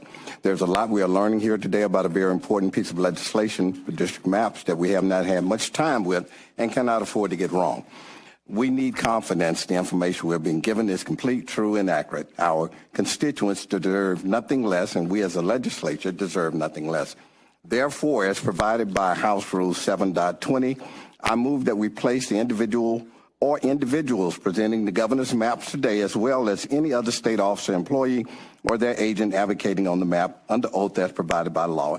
And here's a sample oath. Do you solemnly swear or affirm that the testimony that you're about to give to this committee is the truth, the whole truth, and nothing but the truth, so help you God?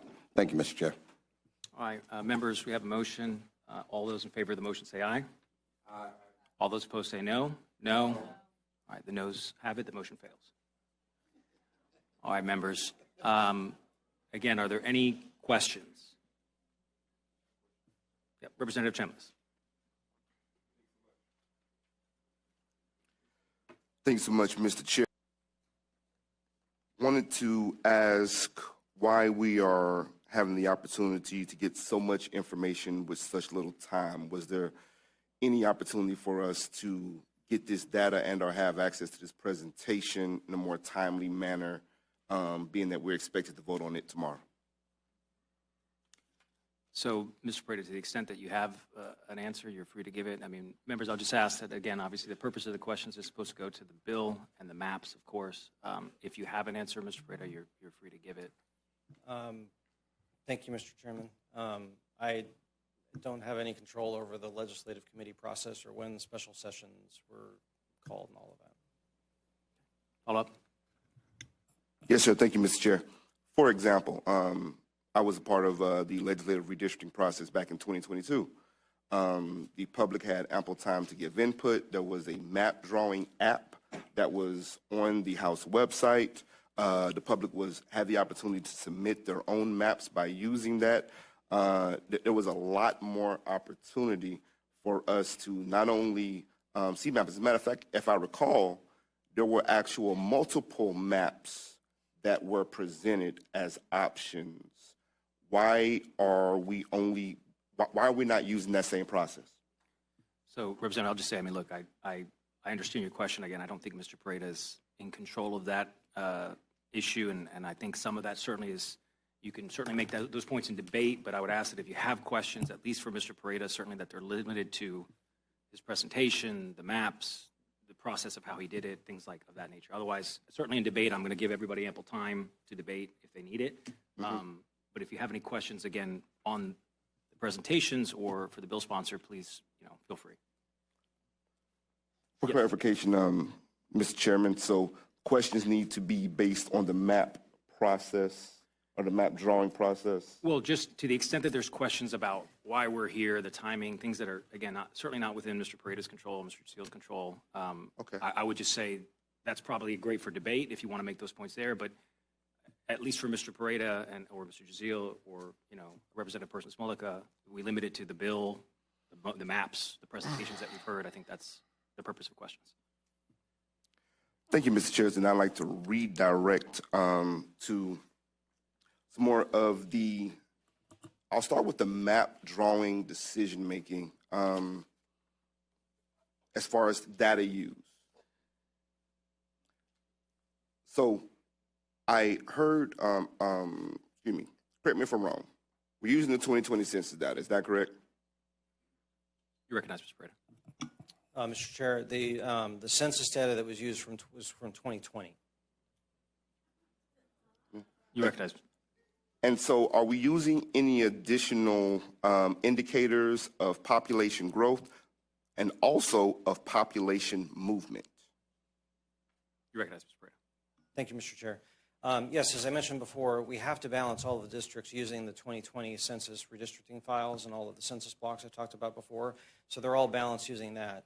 Now, the population growth data that I had mentioned during my presentation, that's from the EDR office, the Economic and Demographic Research Office for the Legislature, that gets its data from the U.S. Census Bureau and the University of Florida. They work in conjunction to do population estimates.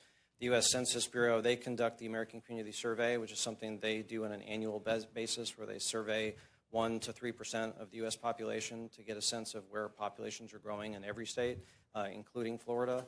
Although that data is not directly inputted into any of the redistricting applications because they're just estimates, they don't get down to the granular level that we need to draw districts with to achieve population equity.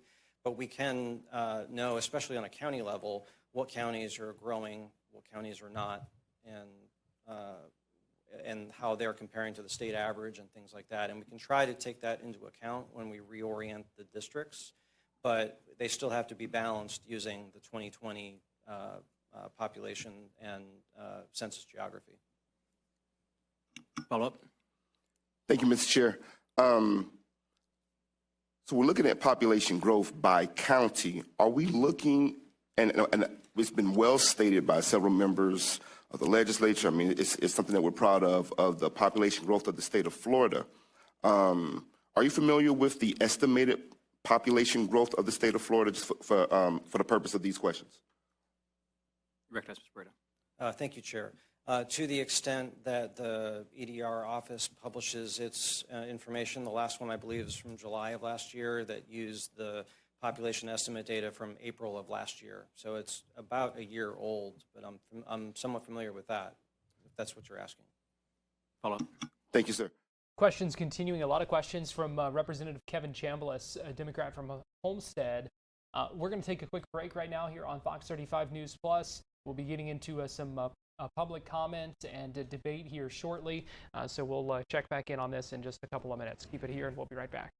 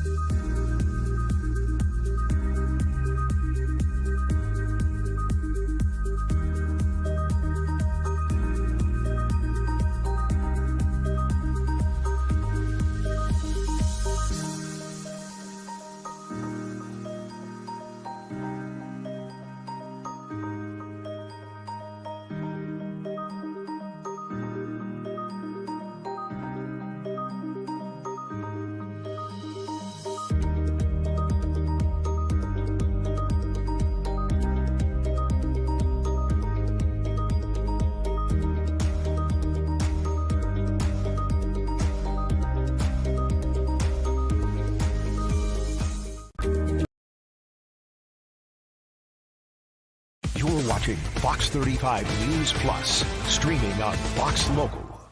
1 o'clock, and welcome back into Fox News Plus. Garrett Weimer here, and I want to get you back to the House Select Committee on Congressional Redistricting, where Representative Kevin Chambliss, Democrat from Homestead, having the chance to ask some questions of Jason Pareda, who said he is the one who has drawn these districts, this new map that is being proposed by the governor's office.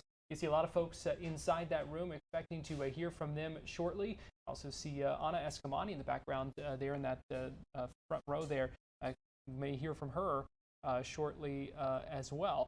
So we're keeping an eye on this hearing and want to get you back in as the questions continue after we heard the proposal and in a presentation in the governor's office trying to explain the process they used, the data they used to build this new proposal. Let's go ahead and listen back. I remember in the last process, a lot of time was put into making sure that when we were drawing boundaries, that we were using existing infrastructure or existing municipal boundaries to help do that. Does this map do a better job?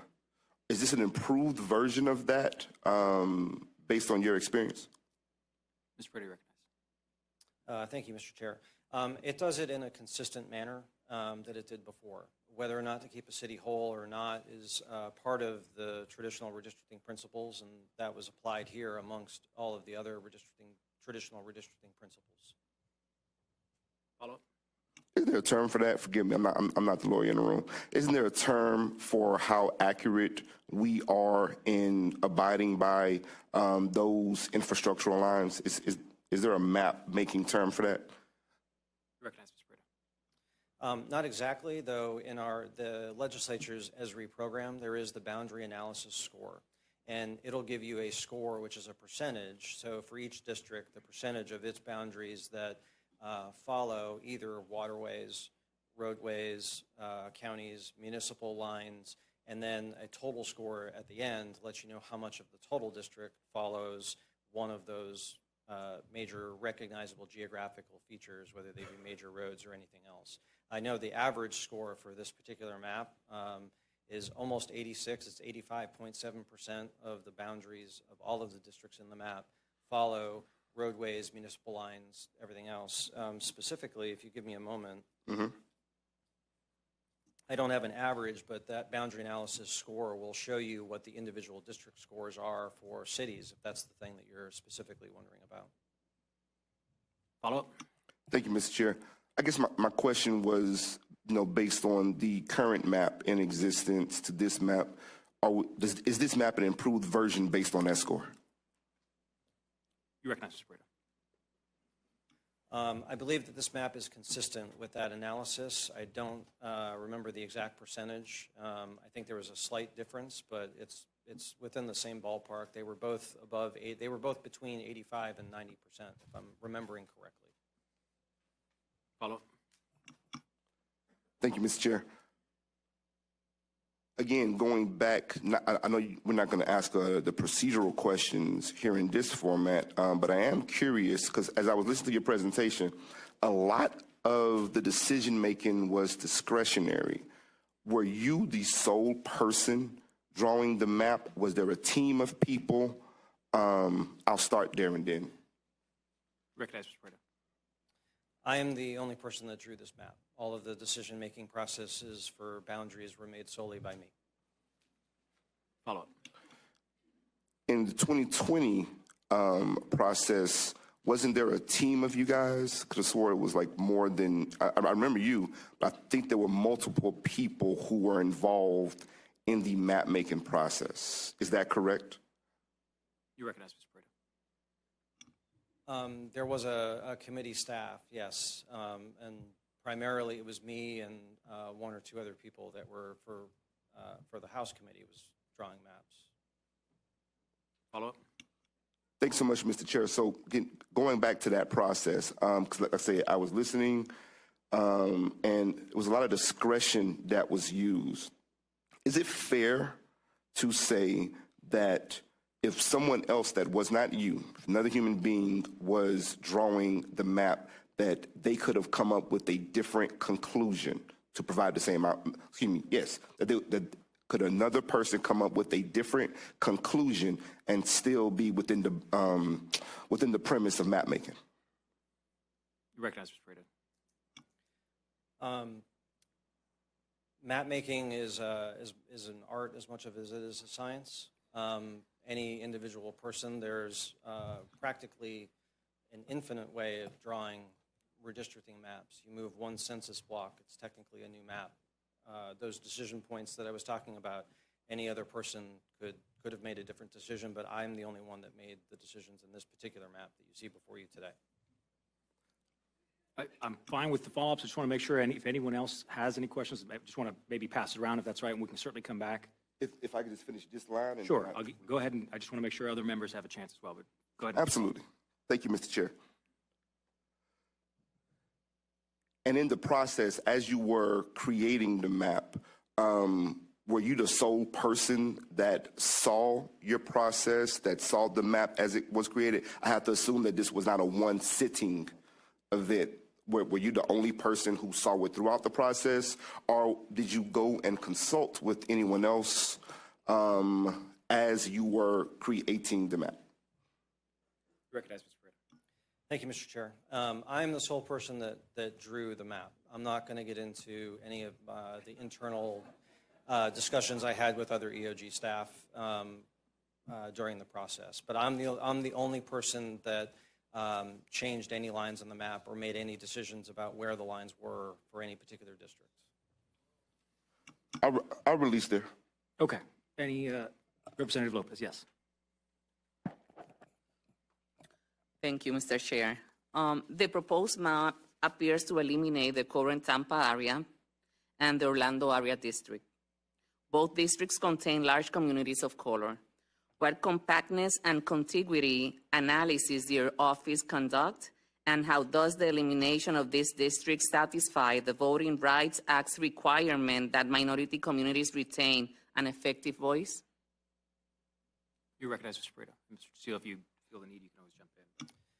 Yeah, I can let Mr. Steele speak more to the legal aspect of it, but as I mentioned before, I drew this map in a race-neutral manner and did not consider race statistics for any districts. Ladies and gentlemen, I'm going to just remind everyone here, okay, we're in the House of Representatives. I would ask as a courtesy to everyone, and again, I assure you, you will have my personal commitment that I will be courteous to all of you when we do public testimony. I hear the laughter. I assure you it doesn't help. All this is doing is taking away time from the questions and eventually the public testimony. So every time I have to stop to address this, we're losing time. So I would just ask that everyone please maintain decorum.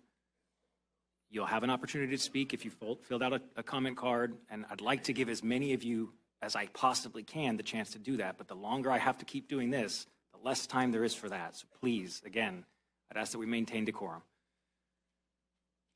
Follow up. Thank you, Mr. Speaker. How many municipal boundaries and county lines does this proposed map split compared to the 2022 map? Recognize Mr. Prada. Let me look through my numbers here real quick. So as I mentioned at the beginning, there are 48 counties whole, which means it splits 19 counties. I believe the benchmark map splits 17 counties. For cities, I believe the benchmark map splits 16, and this one splits 30 or keeps 382 whole. A follow-up for the same question. The Fair Districts amendments require that district be drawn to keep political and geographical boundaries intact where feasible. Can you provide that comparison today? You recognize Mr. Prada. During my presentation, I talked about how I tried to balance all of the different criteria, including that, and where feasible, I did keep municipalities and counties whole where I could. You can see throughout the map that there are multiple districts with whole counties or districts within counties, and or instances like in District 19, trying to keep Fort Myers whole. I did try to apply that principle mixed with all of the other redistricting principles throughout the map where feasible. Follow up. Thank you, Mr. Chair. I just have to ask, who is the person in charge that I can ask question? I can do it in the next round. if you allow me, related to fiscal responsibility and taxpayer protection. Is that a question for me, Representative? For them from the group, who is the person who can answer those type of questions related to this process of redistricting? To the extent, Mr. Pareto, that you have an answer for that, you're welcome to give one. I would say that I think the questions for Mr. Pareto and Mr. Jamil are obviously limited to their presentations. If you have an answer, Mr. Pareto, you're free to give one. If not, that's fine. Thank you, ma'am. I'm just here presenting the map that I drew on behalf of the Executive Office of the Governor. I don't have any information regarding anything else. And you recognize, go ahead. And related to the legal aspects, is you or the other gentleman? Mr. Jamil's, you have a question for Mr. Jamil? No. Okay, you recognize.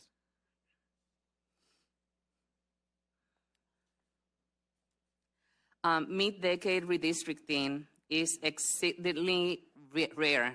Can you cite the specific statutory or constitutional provision that authorizes this legislature to redraw maps that occur after already being drawn in 2022? You recognize, Mr. Thank you, Representative. It is rare, but it's not prohibited. I note that Florida has a history of mid-cycle redistricting. The 1885 Constitution, which was in place until the 1968 Constitution, replaced it, required redistricting after the 5th year following a decennial census. So you were exactly at the midpoint. Also, there is a long history of Florida having special sessions, redistricting sessions, et cetera. Governor Collins, when he was in office, in the historical record may correct me, but my recollection is that they were redistricting efforts constantly his entire term there. The 1960s, there were redistricting efforts often. So there is a long history of redistricting efforts being held mid-cycle, both as a constitutional matter because of the 1885 Constitution and other circumstances, and there is, again, no prohibition in the state and federal constitution when it comes to mid-cycle congressional redistricting. Follow up? You recognize. Senate President Albitron's April memo confirmed that the governor's office, not the legislature, would be drawing the maps. I'd like to know at what point did the legislature select committee on congressional redistricting formally vote to cede the authority? And is there a written record of that delegation? So, Representative, obviously a question regarding what this committee did or didn't do. You're a member of this committee, right? And so we all are in this committee. If you have questions for Mr. Jamil or Mr. Pareto with respect to, again, the presentations, the maps, but I don't think that's a question that's appropriate for either of the witnesses. Anything else? Yes, please. Thank you, Mr. Speaker. Under normal redistricting cycles, the legislature holds public hearings as maps are developed. The governor's office drew these maps internally and released them the night before the special sessions begins. Can you explain how that process is consistent with the separation of powers outlined in our state constitution? And where exactly does it grant the executive branch the authority to draw legislative maps? Mr. Jamil, you recognize the extent. Thank you, ma'am. So Florida, as you rightly note, has an express separations of power provision in Article 2, Section 3. That provision needs to be read with the other provisions of the Florida Constitution. The Florida Constitution is very specific that the governor has no role when it comes to legislative reapportionment, so apportionment of the House and Senate districts. However, the congressional process does contemplate the governor being involved. There is no express exclusion of the governor from the congressional redistricting process as there is for the state legislative processes. Follow up? Thank you. Yes. Good. Ranking Member Antil. All right. Thank you, Mr. Chair. Real quick, how many people, what's the population of each of the newly proposed districts? I know you mentioned 769,221,000 for the current districts, but has that number changed for the newly proposed districts? You recognize Mr. Pareto. Thank you, Mr. Chair. As I stated before, because I had to balance everything using the 2020 census redistricting data set and all the geography, every district in the map is 769,221 people exactly, except for one that is one person under that number. Follow up? All right. Thank you, Mr. Chair. So I will just move toward the issue of race. A couple of things. You talked about Article 3, Section 20. You talked about race being a predominant issue here. You talked about the use of race in drawing districts as an evolving area of law. You mentioned Louisiana versus Calais, whatever it is. So I guess my question here becomes, did you draw these maps based on the decision you think the Supreme Court may make regarding Louisiana versus Calais? You recognize Mr. Prado. And to the extent you need Mr. Jamil or... Yeah, I think Mr. Jazeel. Yeah. Jazeel, excuse me.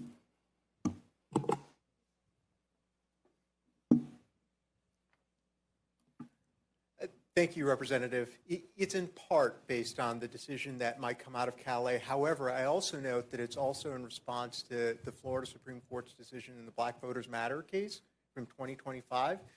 The two walk in tandem, but they walk separately. And the decision in BVM in 2025 talked about how the fair districting amendments can't be a compelling interest. Calais is dealing with the issue, which is frankly a tougher issue when it comes to the VRA, the Voting Rights Act, because of the things we discussed about the 15th Amendment. But it is not wholly dependent on Calais coming out a certain way. Follow up? And thank you, Mr. Chair. So does that mean you're totally discarding Article 3, Section 20 in drawing these maps, or are we not dealing with compactness and not diminishing minority voters, or? So, sir, my legal... You recognize, Mr. Sir, my legal analysis that I laid out is you do not need to take it into account. However, whether it was taken into account is a question for Mr. Paredes as the map drawer, and he can walk you through what he did and how he did it. More questions in this committee being asked right now by Representative Bruce Antone, Democrat from Orlando. We've heard from several Democratic members of this committee asking questions of the governor's office and the process that was used in drawing this new map. One other note, while we are continuing to follow potential changes to the makeup of Florida's congressional delegation, breaking news here just a few minutes ago, Congressman Daniel Webster of the 11th District in Florida and a Republican announcing his plans to retire from Congress at the end of this session of Congress, saying in this statement, after much prayerful consideration and discussion with my beloved wife Sandy, I've decided not to seek re-election to the U.S. House of Representatives. It's been an honor and privilege to represent my beloved state in the U.S. House of Representatives. I've never taken for granted my responsibility to Florida's hardworking taxpayers and families to advance common sense reforms and principled policy. The time has come to pass the torch to the next conservative leader and spend more precious time with my wife, children, and 24 grandchildren. So Representative Webster announcing his plans to retire. He is the state's longest serving legislator and has spent a lot of his career focused on transportation policy. So announcing his retirement. Again, this is he's not retiring immediately. That will be at the end of this session of Congress. We know all those seats are going back up for re-election this fall, and that new session of Congress will begin in January. We're going to take a break right now here on Fox 35 News Plus, and we'll be right back.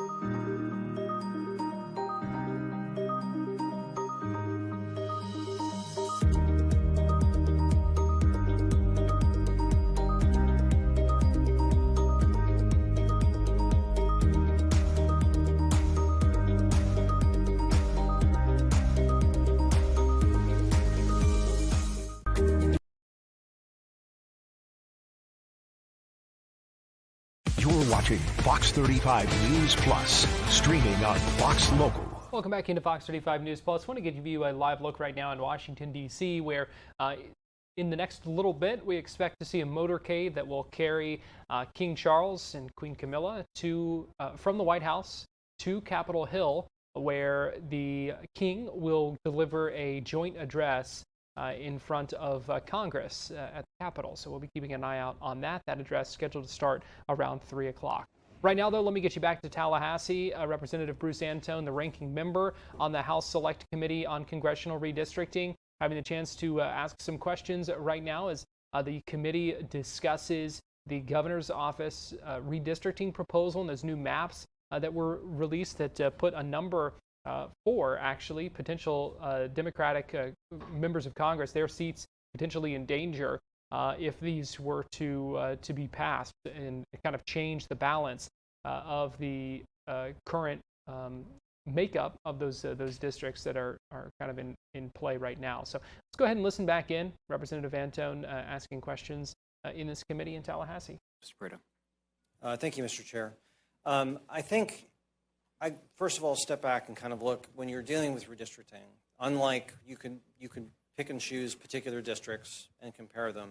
You need to look regionally, or really in this term where you're talking about, you need to look globally at the entire map and how compactness, because compactness may have improved for one district, may have gone down slightly in another, but in the aggregate, it's all consistent and similar.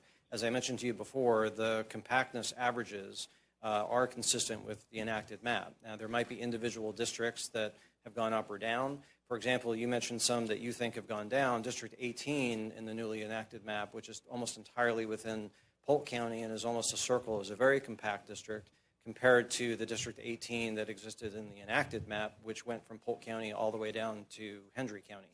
So it's just a difference. Some districts may have improved, some districts may have gone down, but instead of looking at an individual district comparison, because we're looking at an entire map, and in redistricting, it's one of those processes where you as legislatures or people who are from certain areas are going to look at their area, but as a map drawer, I have to look more globally as how a region comes together or how the whole map comes together, because as you can see, making some decisions in South Florida may impact Tampa or Orlando. So you have to look at things a little bit more globally. And something that we've always used is a synonymous for compactness is keeping counties whole, which a lot of those rural counties in the middle, which were going to be very large because they're less densely populated than some of the more urban counties on the coast, including them with some districts is going to inevitably create a district that's either longer or taller than other districts simply because the populations in those counties are less dense. So in order to include the entire county, rather than splitting it up to try to make some shapes that may look more visually appealing, are using the current political and geographical features that we have in our state. I wish Florida was a box where things like this might be a little bit easier, but part of what makes Florida great is that it's on the coast and we have a variety of geographies throughout the state, but that does make building districts, particularly with the county lines that we have sometimes, or the rivers or islands or bays, can make drawing districts more complicated. Follow up? Thank you, Mr. Chair. And again, thank you for your patience. I just got a lot of questions here because, like I say, this is all new to me. And this might be a legal question. You talked about the history of mid-decade redistricting, and I know of 3 instances, maybe in the last 20 or 30 years, when the legislature has redrawn districts, and that might have been 2014, maybe once back in the 90s, maybe once back in the early 2000s to deal with Corrine Brown. But it seems like we have not done any mid-decade redistricting since 1970.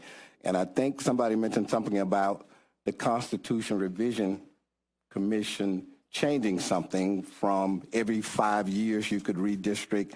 So again, can you just take me back through the history? What prompts this mid-decade redistricting effort? Because I have seen quotes in the paper, population shifts, this needs to look like Florida today, but I'm just trying to wrap my mind around what is the trigger point here? Mr. Chair, I'd like Mr. Jazeel to... Sure, Mr. Jazeel, you're recognized. Thank you, Representative. And just to back up for a minute, our modern Constitution really came about in 1968. Before that, we were operating under the 1885 Constitution. And the 1885 Constitution required redistricting in the 5th year following the census. So if you're thinking about it, 5th year following a census every 10 year is the very midpoint. So that's part one.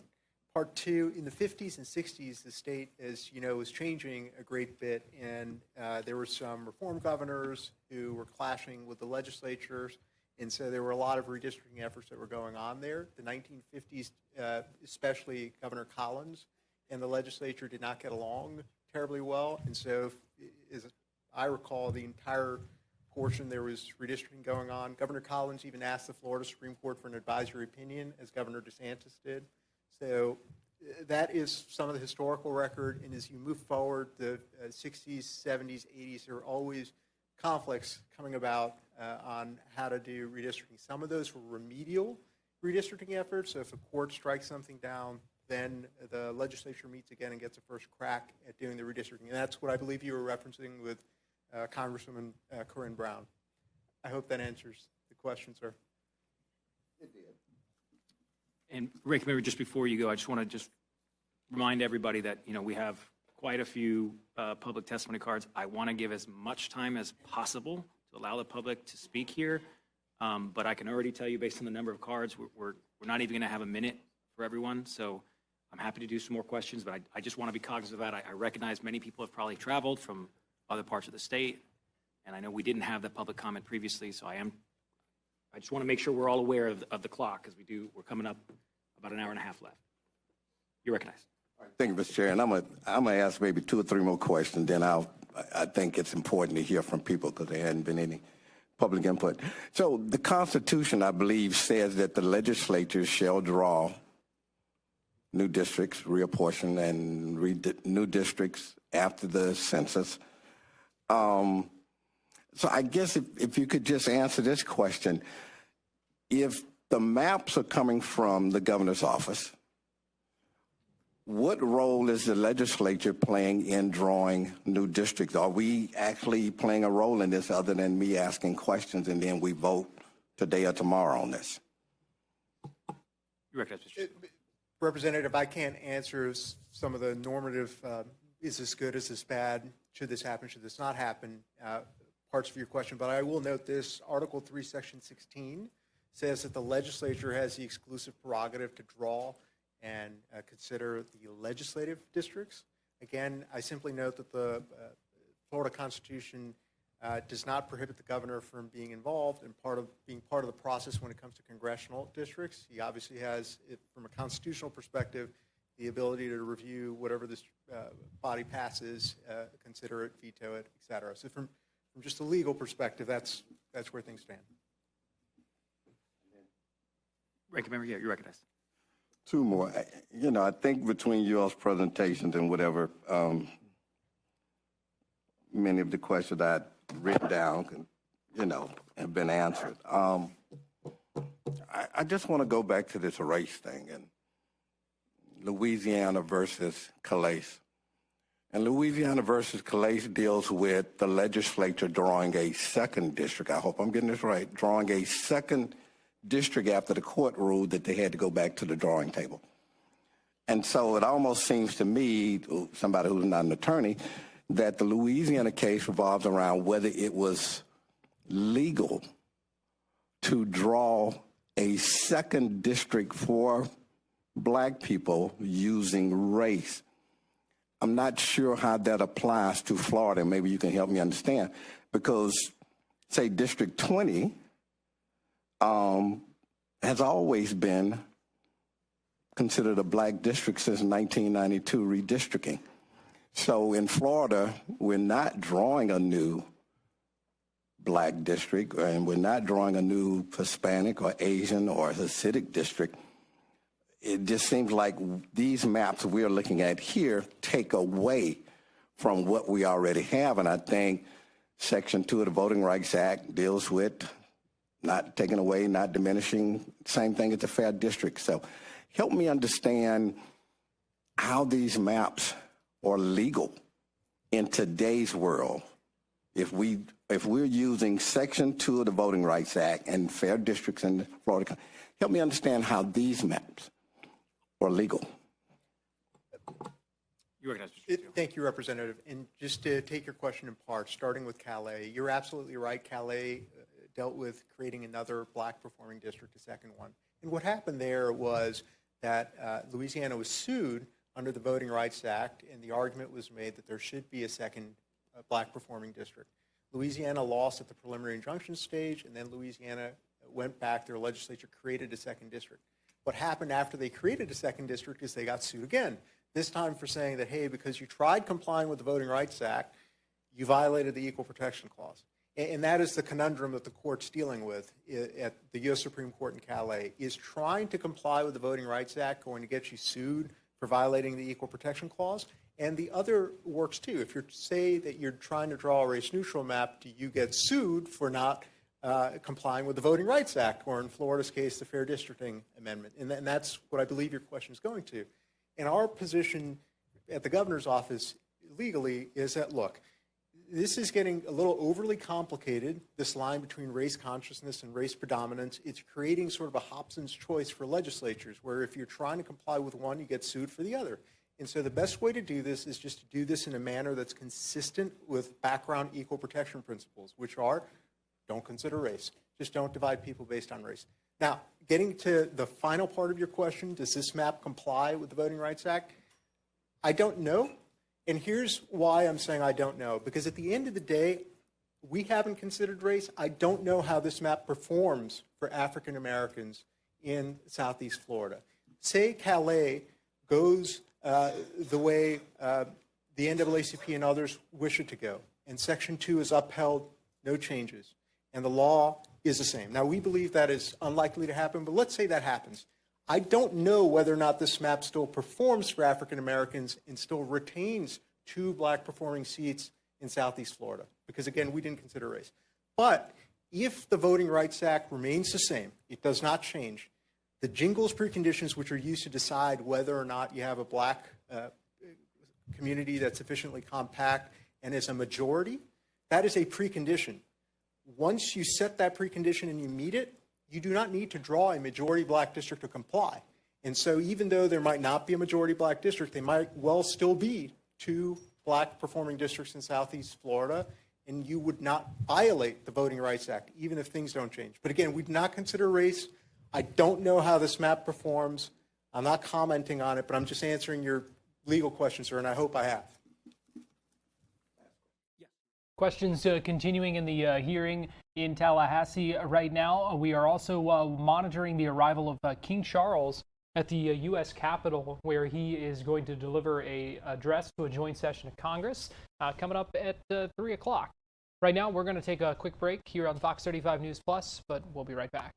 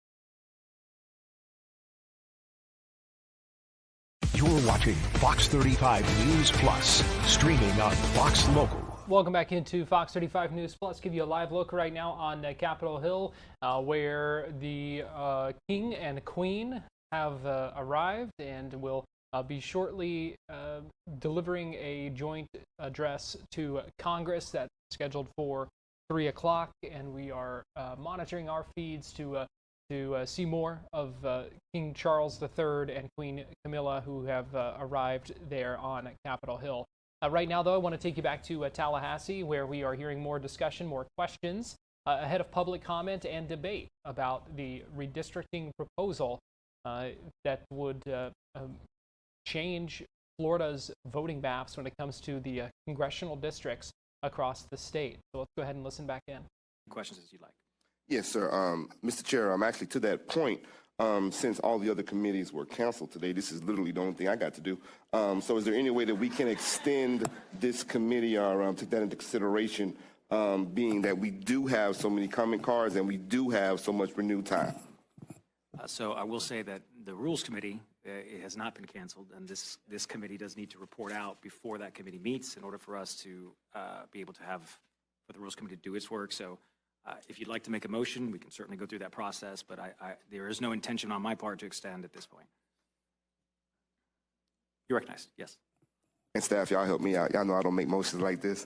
But I would like to make a motion that we extend this committee by 30 minutes to give the public enough time to consider their input. Okay. We have a motion. All those in favor of the motion say aye. Aye. All those opposed say no. No. All right, the noes have it. So the motion fails. Call for hands. If two members call for it, we can do that. But again, I'm just reminding everyone that this committee ends at 3:05, and so if you'd like to do that, we can certainly go through it. Thank you, Mr. Chair. I understand. Okay. All right, members, are there any further questions at this time? Seeing no further questions, we're going to start to move into public testimony. Okay. Members, members of the public, we're going to start with those who are waving. I apologize if I'm going to try and go through these quickly so that we can get to those who actually want to make comments. So I'm going to be quick. If I mispronounce your name, I apologize in advance.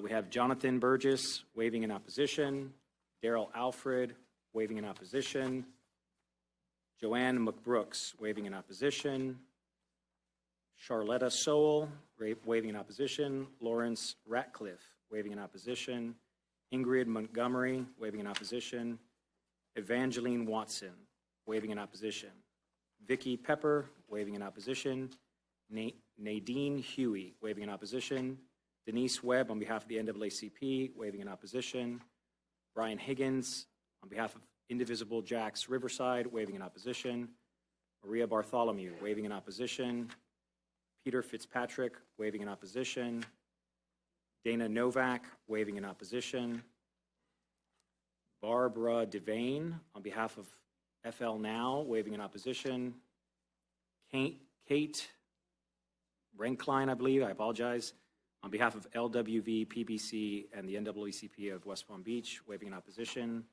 Linda Bridge waving in opposition, Jessica Solano waving in opposition, Devin Vike waving in opposition, Nyla Monet waving in, on behalf of St. Johns County Democrats waving in opposition, Barbara Turner DeList waving in opposition, Susan Horwitz on behalf of St. Johns County Democrats waving in opposition, Joey Arellano on behalf of the League of Women Voters of Florida waving in opposition, Patricia Zeke waving in opposition, Robert Zeke waving in opposition, Ray Alcantara waving in opposition, Pamela Birch Fort on behalf of the NAACP of Florida State Conference of NAACP waving in opposition, Brenda Phillips waving in opposition, Michelle De La Cruz waving in opposition, Monica Davis waving in opposition, Wayne Brody waving in opposition.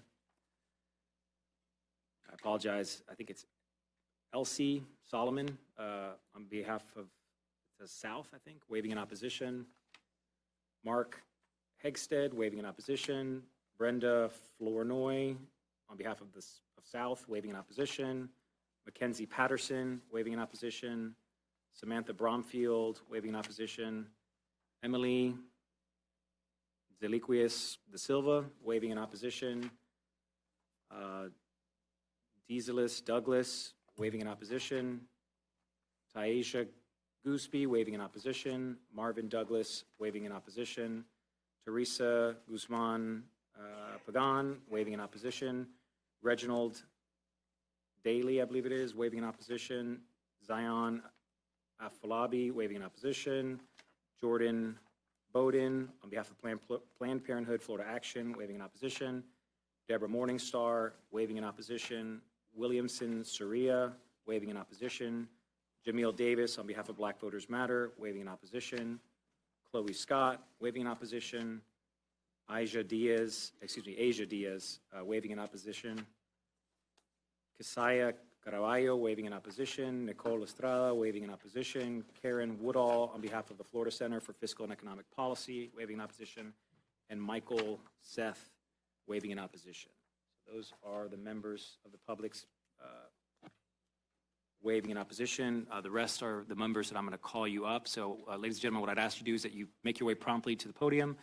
Again, we're going to give you a maximum of a minute. Just to, the more time we spend, obviously, the less time everyone else will have to speak. So if you have concluded your comments before then, please let me know. You can leave. And also, if your comments have already been said, you can waive in opposition or you can limit your comments as much as possible. But we'll start with LaToya Reed-Lewis on behalf of Equal Ground NAACP.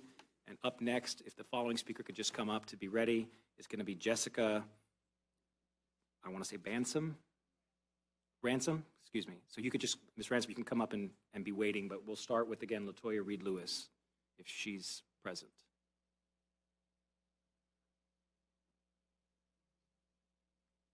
Ms. Reed-Lewis? Okay, well, I want to get to as many people as possible, so Jessica Ransom, if you'd like to come up. Oh, thank you. Yes, please come up to the podium, and then, again, you'll have 1 minute.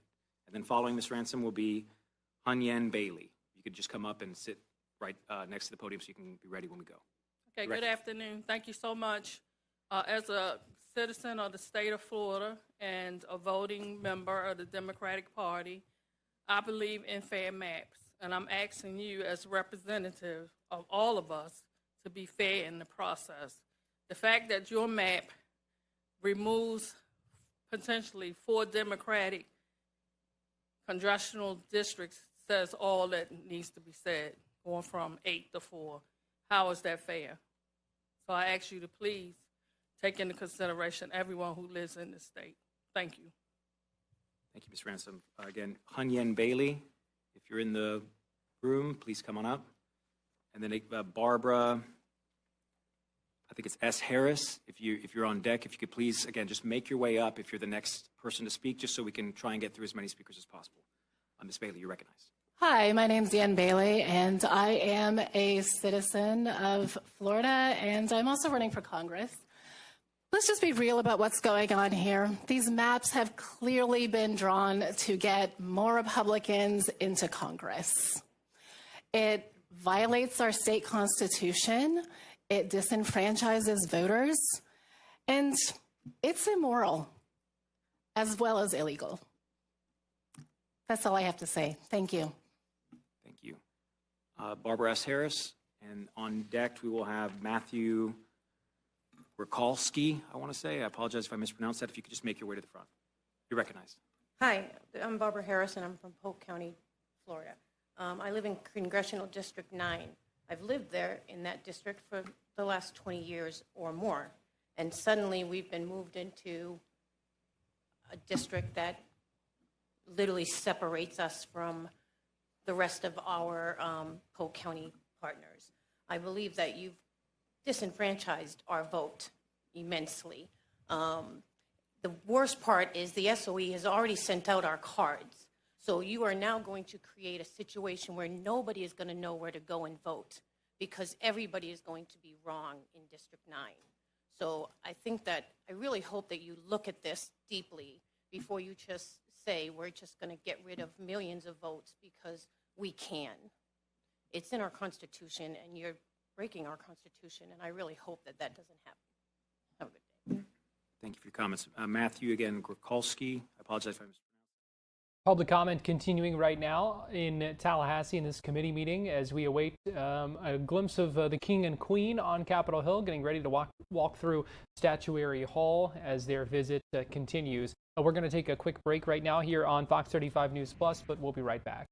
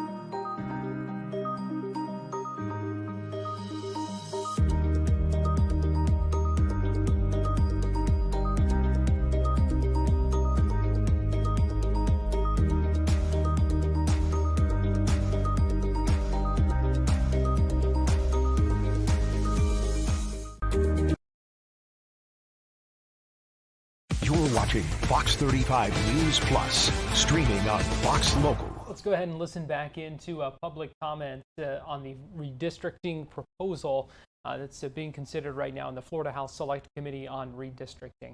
We should also note that at 2 o'clock, the Florida Senate Rules Committee will hear a similar presentation and have their own discussion and debate on this proposal. Let's go ahead and listen back in. Don't cheat. Do the work to listen to the people and then actually represent them.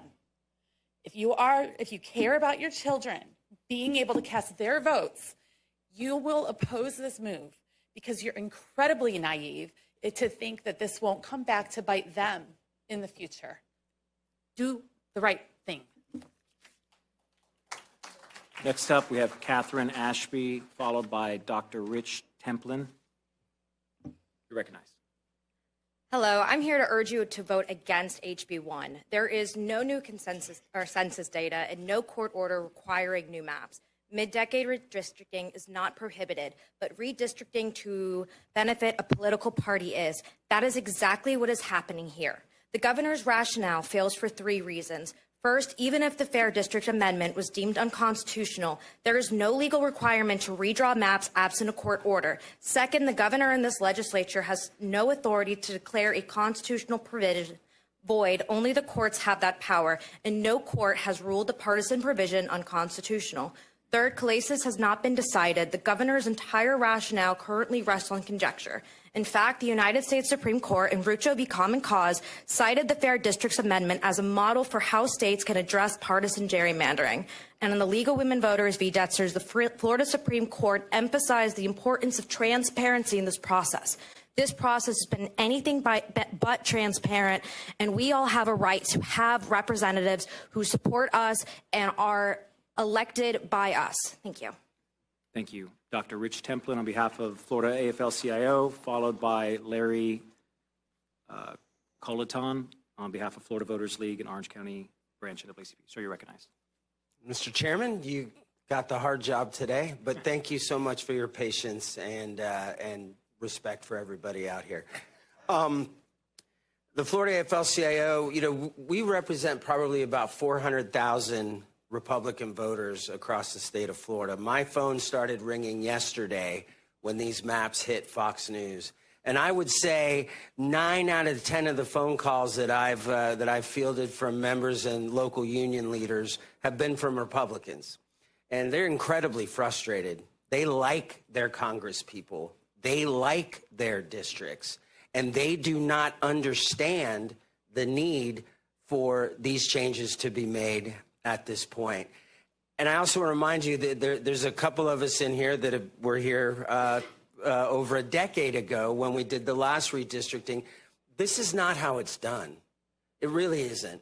The amount of data, the amount of information that we're all given when we look at these districts, the amount of public input is really a testament to democracy and a testament to a deliberative body, and that's not what we're seeing here today. For those reasons, we would ask that you vote against these maps, that if mid-district redistricting is necessary, we can do it next year. When it's not a charged political climate, we can look at the data, we can look at the shifts. And I just want to, one more thing, if I may. One of the individuals probably most credited with you all being here today, Congressman Dan Webster, just announced that he's retiring. Thank you, Dr. Because of what's happening right now. Thank you. Following Larry Colleton, I apologize if I mispronounced that. And then next we're going to have Reverend Reginald Gundy on deck, please. You're recognized, sir. Yes, good afternoon, Chairman and members of the committee. This is, I stand in opposition of this proposed redistricting map. You all aren't doing your job. You were appointed to this committee, this select committee, to have discussions about it. We've had 2 meetings, no public comment, and now you're here and you're not doing it. You didn't draft the map. The governor did. One person out of the so-called 23 million people who live in this state, one person voted, created it. Representative Anton, your 2 questions. What triggered this?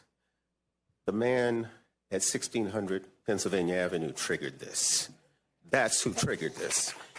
And the question is, will the cult followers just fall in line and do?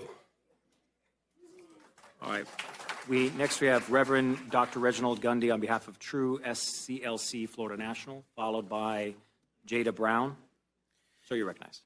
Good afternoon. I want to cut to the chase because most of the things I want to say they've said. But I want to say that it violates the principle of fairness, stability, and non-discrimination embedded in the Constitution and Florida law. I want to commend those of you who were here last time we did this when you took my district away in Jacksonville. It was the governor who called you in. You didn't really want to come in. This governor cannot do any hurt, harm, or hinder you the rest of your life. He's gone. And soon the president's going to be gone. I'm asking you to be the men and women of God and do what's right and say, no, governor, this time we need to leave things alone. That's all I ask you to do. It's a moral and ethical issue, and it's in your hand. And you're going to have to answer to this someday, in some way, some shape, or some form. God bless you. Thank you, Reverend. Jada Brown is up next, followed by Marcy Dabrowski. I apologize, Dabrowsko, if I mispronounced that. You recognize me. Thank you. Good afternoon. Thank you for the opportunity to speak.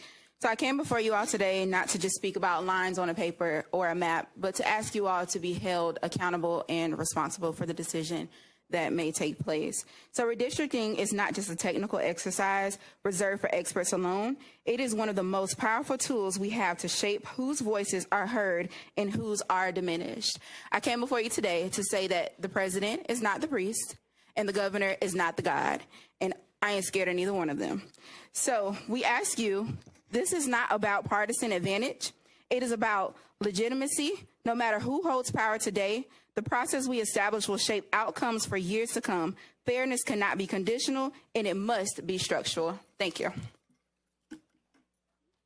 Up next, again, we have Marcy Dubrowsko. I apologize if I mispronounced that, followed by Corinne. Marcia Dabrowski. Thank you, Chairperson and committee members. I'm from Castleberry, Florida, in Seminole County. As you know, Seminole County is very bipartisan.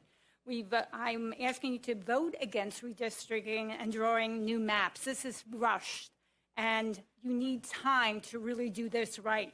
In 2010, I voted and my neighbors voted for the Fair Districts Amendment. Then in 2022, I was impacted, and my neighbors were too, by the governor's redistricting map. It caused inconsistencies in our school districts, our healthcare, nursing homes, infrastructure, and water. I'm very into water and the Everglades and the Springs. I saw the new governor's map. Like many others, my phone and my texts and my email were off the hook. Everybody was appalled. And it is bipartisan politics, that map. I also, it impacts our people. I do elections and polling, and this is going to confuse what district, what poll, where are my candidates. If you could bring your comments in for landing, please. Thank you. Please reject and no effort to redraw our maps like in 2032. Thank you so much. Thank you, ma'am.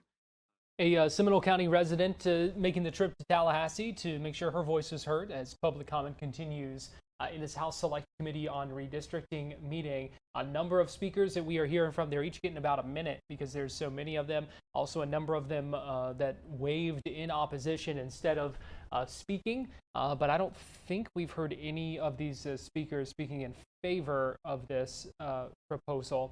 We are also monitoring Capitol Hill as the King and Queen visit, and we get ready to hear from the King coming up in about an hour.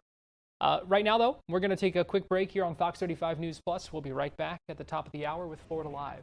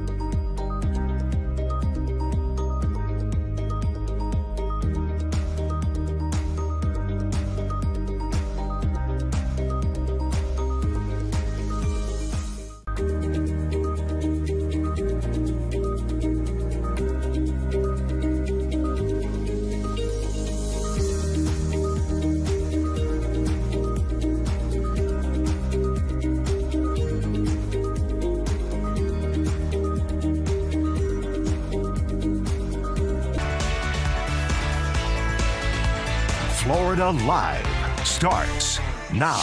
Well, good afternoon to you. Welcome into Florida Live. I'm Garrett Weimer, and thanks for joining us on this Tuesday afternoon, live on Fox Local, YouTube, Facebook, and on Fox 35 TV. It's been a busy day here. If you've been with us for the past few hours of live streaming here on Fox Local, I want to let you know we are continuing to monitor developments in Tallahassee when it comes to the special session on redistricting. But right now, I want to get you to Kissimmee, where we are hearing from Commissioner Jeanette Martinez, who is holding a press conference right now about calls for impeachment over alleged ethics complaints. This is after tempers flaring at a previous meeting in City Hall. Let's go ahead and listen in as she speaks live right now. To each and every one of you.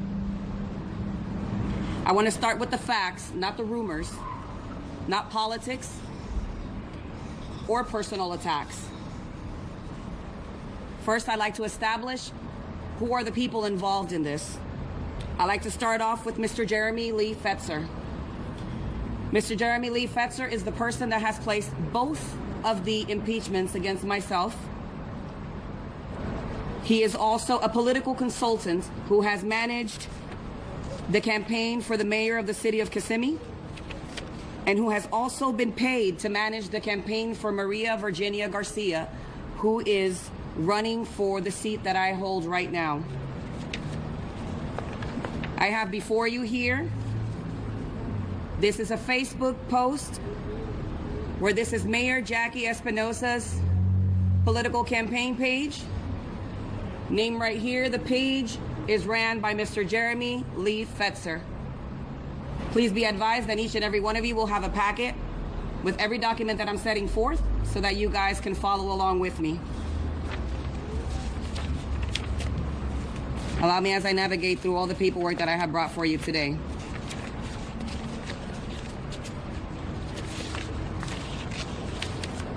Mr. Fetzer has also been paid by Miss Maria Virginia Garcia.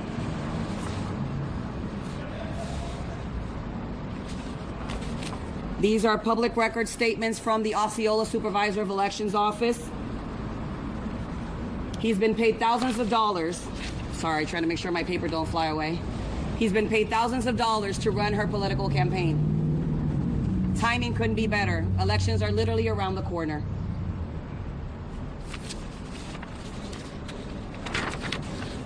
And this one here, we see a contribution for $1,000 made by Mayor Jackie Espinosa.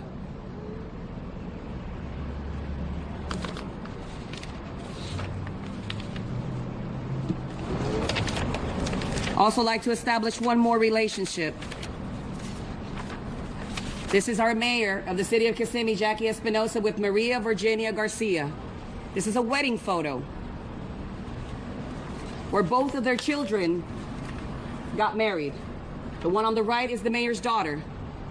The one on the left is Maria Virginia Garcia's son. Trying to speak only with the facts and what I have on hand.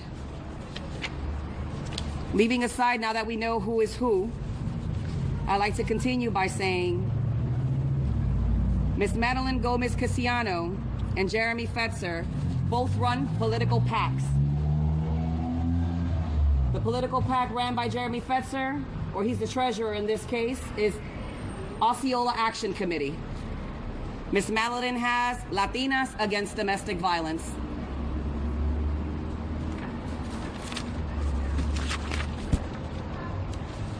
This is a whole other list of other PACs that he also runs, Mr. Jeremy Fetzer. This is all in the PAC that has been provided to each and every one of you. Latinas Against Domestic Violence Facebook page, also ran by Mr. Jeremy Lee Fetzer.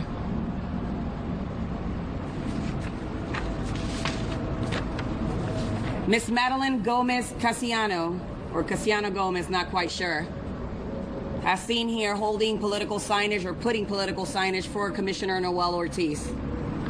This is not political, they say. Mr. Jeremy actively campaigning for the mayor as she's running for office. Let me explain why this matters. Osceola Action Committee has filed an endorsement for the mayor in 2024. This person here is Jeremy Fetzer, person that's put forth the 2 impeachments in less than 35 days.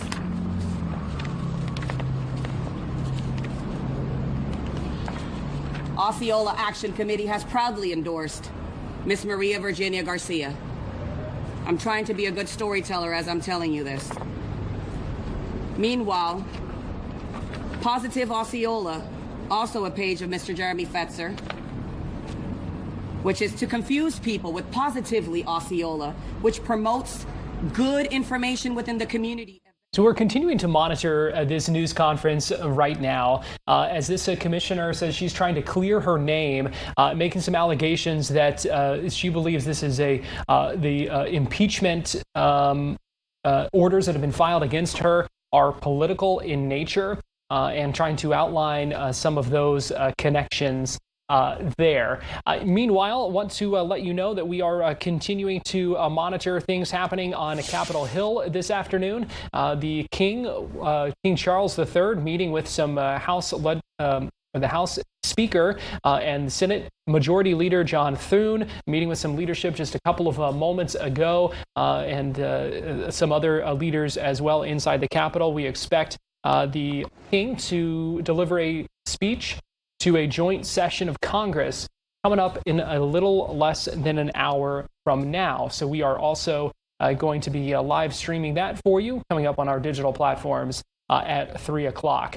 Let's also check back in now in Tallahassee, where there are two different meetings going on right now. On the left, you are looking at the Senate Rules Committee, where if you were with us yesterday and heard our conversation with Senator Don Gates, he kind of walked us through the process here. We are in that meeting hearing a presentation right now from representatives inside the governor's office. An election attorney is who this is as well, giving a presentation where they will lay out what the redistricting proposal is, what the maps look like, what those districts look like, and what those changes are. That is a presentation that we have been following and heard just a little bit ago as well in the House Select Committee on Redistricting, who is now hearing public comment from a lot of speakers who have packed inside the committee room there, as have some other lawmakers who don't sit on that committee. You may see Anna Escamani, a Democrat representative from Orlando, in the front row there as well, attending this committee meeting. So let's go ahead and listen in for a couple of minutes here as we hear more public comment amid this first day of the special session looking at redistricting here in the state of Florida. This process that has been conducted behind closed doors. The people of Florida deserve not to have their districts changed at the last minute before a midterm election. They deserve an opportunity to know their districts, the people voting with them, and the people vying to represent them. The people of Florida deserve fair voting maps. They don't deserve to have their communities chopped up for the benefit of a political party. Partisan gerrymandering is illegal in the state of Florida, and the people of Florida do not want it. Please vote no. Thank you. Kristen Robinson on behalf of the League of Women Voters, followed by Rebecca Parsons. Thank you, Chair, and good afternoon, distinguished representatives. Thank you for having me here today. I am a volunteer with the League of Women Voters, organizing bipartisan, nonpartisan candidate forums. I work with a lot of voters already in the municipals, and I can tell you people are confused about what's going on. They don't know which district they're in. They're asking us a lot of questions, and this is going to make it worse. My district personally is going to change with this map and create a lot of confusion when election information has already gone out. I've also spent 20 years working abroad on elections, democracy, open data, and open government. And I did that because I believe in our country's democracy, holding the highest standard possible. It's the 250th anniversary of that democracy. And I think it would be a real shame to put a black mark on that reputation today here. Thank you. Thank you. Rebecca Parsons, followed by Aurelie Colon. I can't read. Lorati. I apologize if I mispronounced that.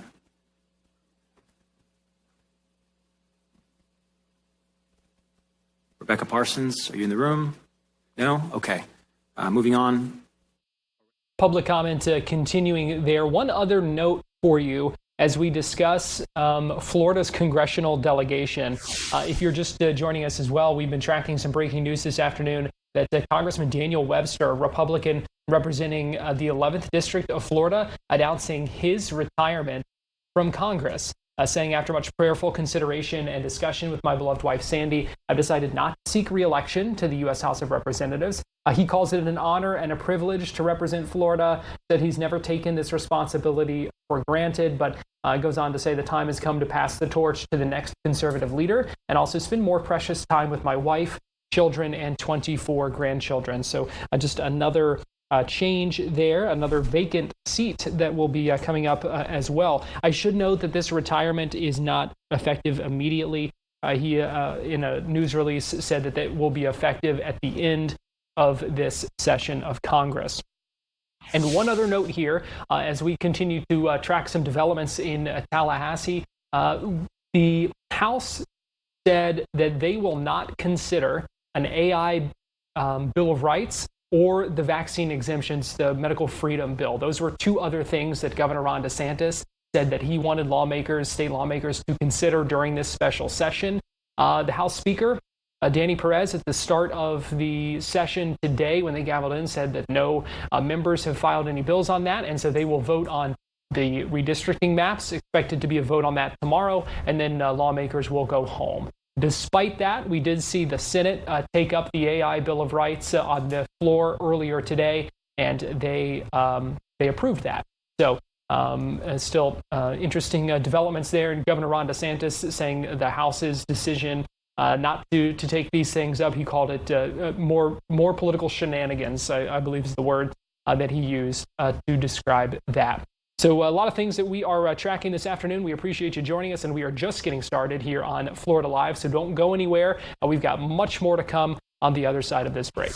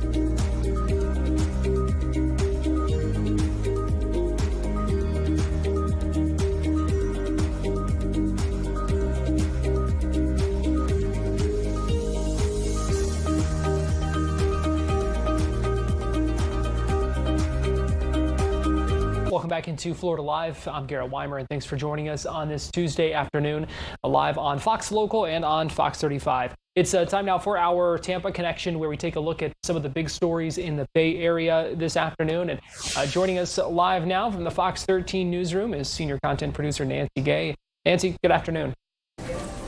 Good afternoon, Garrett. Well, we do have an update on those two University of South Florida students who were reported missing, and one of their bodies has been found. The other one, remains have been found, but the remains have not been identified as hers. But we have an update on their case. This morning, we learned that the man accused of killing them, that would be Hisham Abu Gharbi, he is being held without bond. A judge made that decision this morning. And we're also learning more about a troubling history of violence.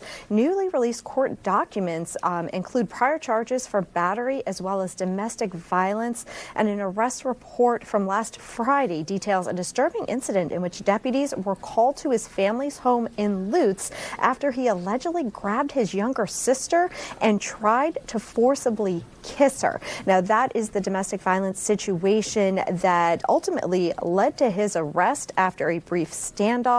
Now, family members and court records suggest there were clear warning signs before this tragedy involving two University of South Florida students. Now, the brother of victim Zamil Limon says that complaints were filed with management at the Avalon Heights apartment complex regarding Abu Gharbi's behavior just weeks before the murders. Investigators also note that the suspect's own mother told them that her son has a history of anger issues and violent behavior toward his family. Now the victims' families are demanding accountability from that housing complex. In a statement, they are calling on the university to take legal action against Avalon Heights. They are questioning why a roommate was assigned without proper background checks, why residents were not warned about potential risks, and why management failed to take stronger action after complaints were filed against the suspect. Now, Abu Gharbi has waived his right to appear at the scheduled bond hearing, which took place this morning, and again, a judge denied bond. Meanwhile, investigators continue to build their case, and they are asking for the public's help. So detectives are urging anybody who saw suspicious activity or captured any video near the Howard Franklin Bridge between 1 and 5 a.m. on April 17th to contact the Hillsborough County Sheriff's Office. Authorities believe evidence, including the bodies of the victims, were dumped in that area following the killings. Again, anybody who happens to have any video evidence or who remembers seeing anything suspicious between 1 and 5 a.m. on April 17th is urged to call the Hillsborough County Sheriff's Office. Garrett. All right, disturbing details as we continue to learn more, but hoping for some more answers soon, especially for the loved ones of that other missing student. Certainly a sad case as we uncover more from this. Yeah, it's definitely a sad case, and as of right now, we still don't know what the motive was behind these killings. That is something that hasn't come to light, and it's something that investigators are still trying to determine why Abu Gharbi allegedly killed both of these USF students. So hopefully that is something that will be coming out as this case unfolds. Next in our Tampa Connection, I know you have an update on a decades-old cold case. Yes, this case goes all the way back to 1989, and now a man has been arrested in the Philippines in connection to this over 40-year-old kidnapping and sexual battery of a young girl. Now, authorities say 69-year-old young Tom Talmadge was taken into custody in the Philippines after Hillsborough County investigators used preserved DNA evidence and genealogical research to identify him as a suspect. Now, this case, again, goes back to 1989, and it happened at the Tampa lanes on Northdale Mabry Highway. Investigators say a man approached a 7-year-old girl inside the bowling alley, gave her coins to play arcade games, and then lured her into his car. Authorities say he sexually battered the child before dropping her off at a different bowling alley. And at the time of her abduction, customers and employees were frantically searching for the girl, who was eventually recognized and helped by a man at that second location. Now, for years, the suspect remained unknown. However, last month, the Hillsborough County State Attorney's Office issued a warrant for Talmadge, and on Tuesday, the Philippine Bureau of Immigration's Fugitive Search Unit took him into custody. The arrest is part of a campaign aimed at preventing the Philippines from becoming a safe haven for fugitives accused of crimes against children. Officials credit the persistence of local law enforcement in preserving evidence for making the arrest possible decades later. And while the arrest brings hope for closure, there are still a lot of unknowns. The Hillsborough County State Attorney's Office says Talmadge has not yet been returned to the United States, and the Sheriff's Office has not provided a timeline for his extradition. Additionally, authorities are looking into whether he is connected to any other cold cases in the area. And once he is returned to the United States, Talmadge is expected to face charges including sexual battery on a victim less than 12 years old, lewd and lascivious acts on a child, as well as kidnapping to commit a felony. Garrett? All right, next in our Tampa connection, Nancy, a former prosecutor finding himself on the wrong side of the law. Yes, that's right. Patrick Scruggs has pleaded guilty to aggravated assault with a deadly weapon as well as aggravated battery. Now, he made these pleas yesterday, and this plea deal allows Scruggs to avoid the more serious charge of armed burglary, which could have carried a potential life sentence.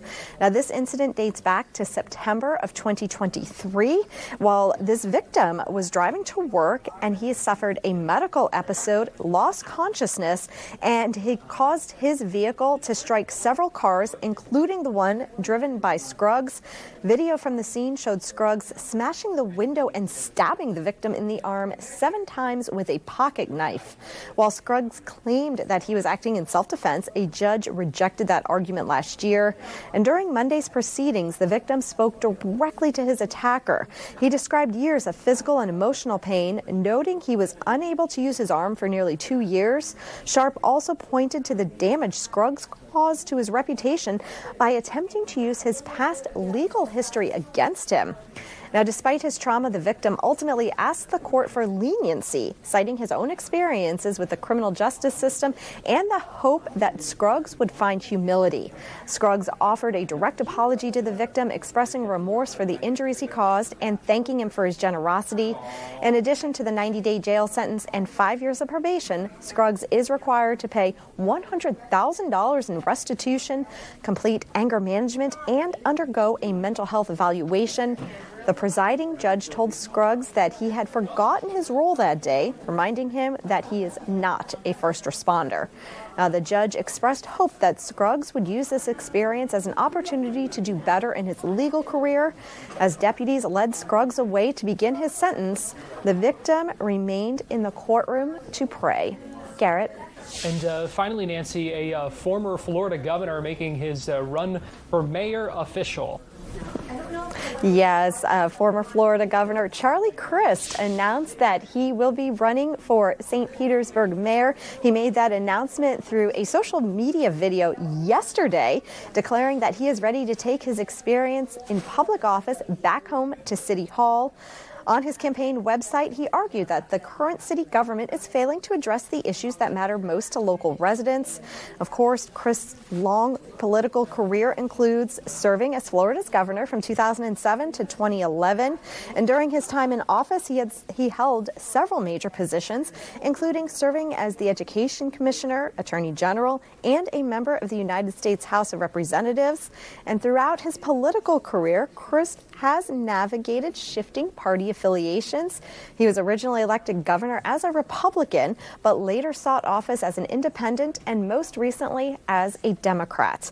After his time in the State House, he served in Congress from 2017 until 2022. That same year, he made another bid for governor as the Democratic nominee, but ultimately he lost the general election to incumbent Governor Ron DeSantis. Garrett. All right, it's going to be interesting to see how this all shakes out. Fox 13 senior content producer Nancy Gay, we appreciate you joining us with our Tampa Connection. Thank you.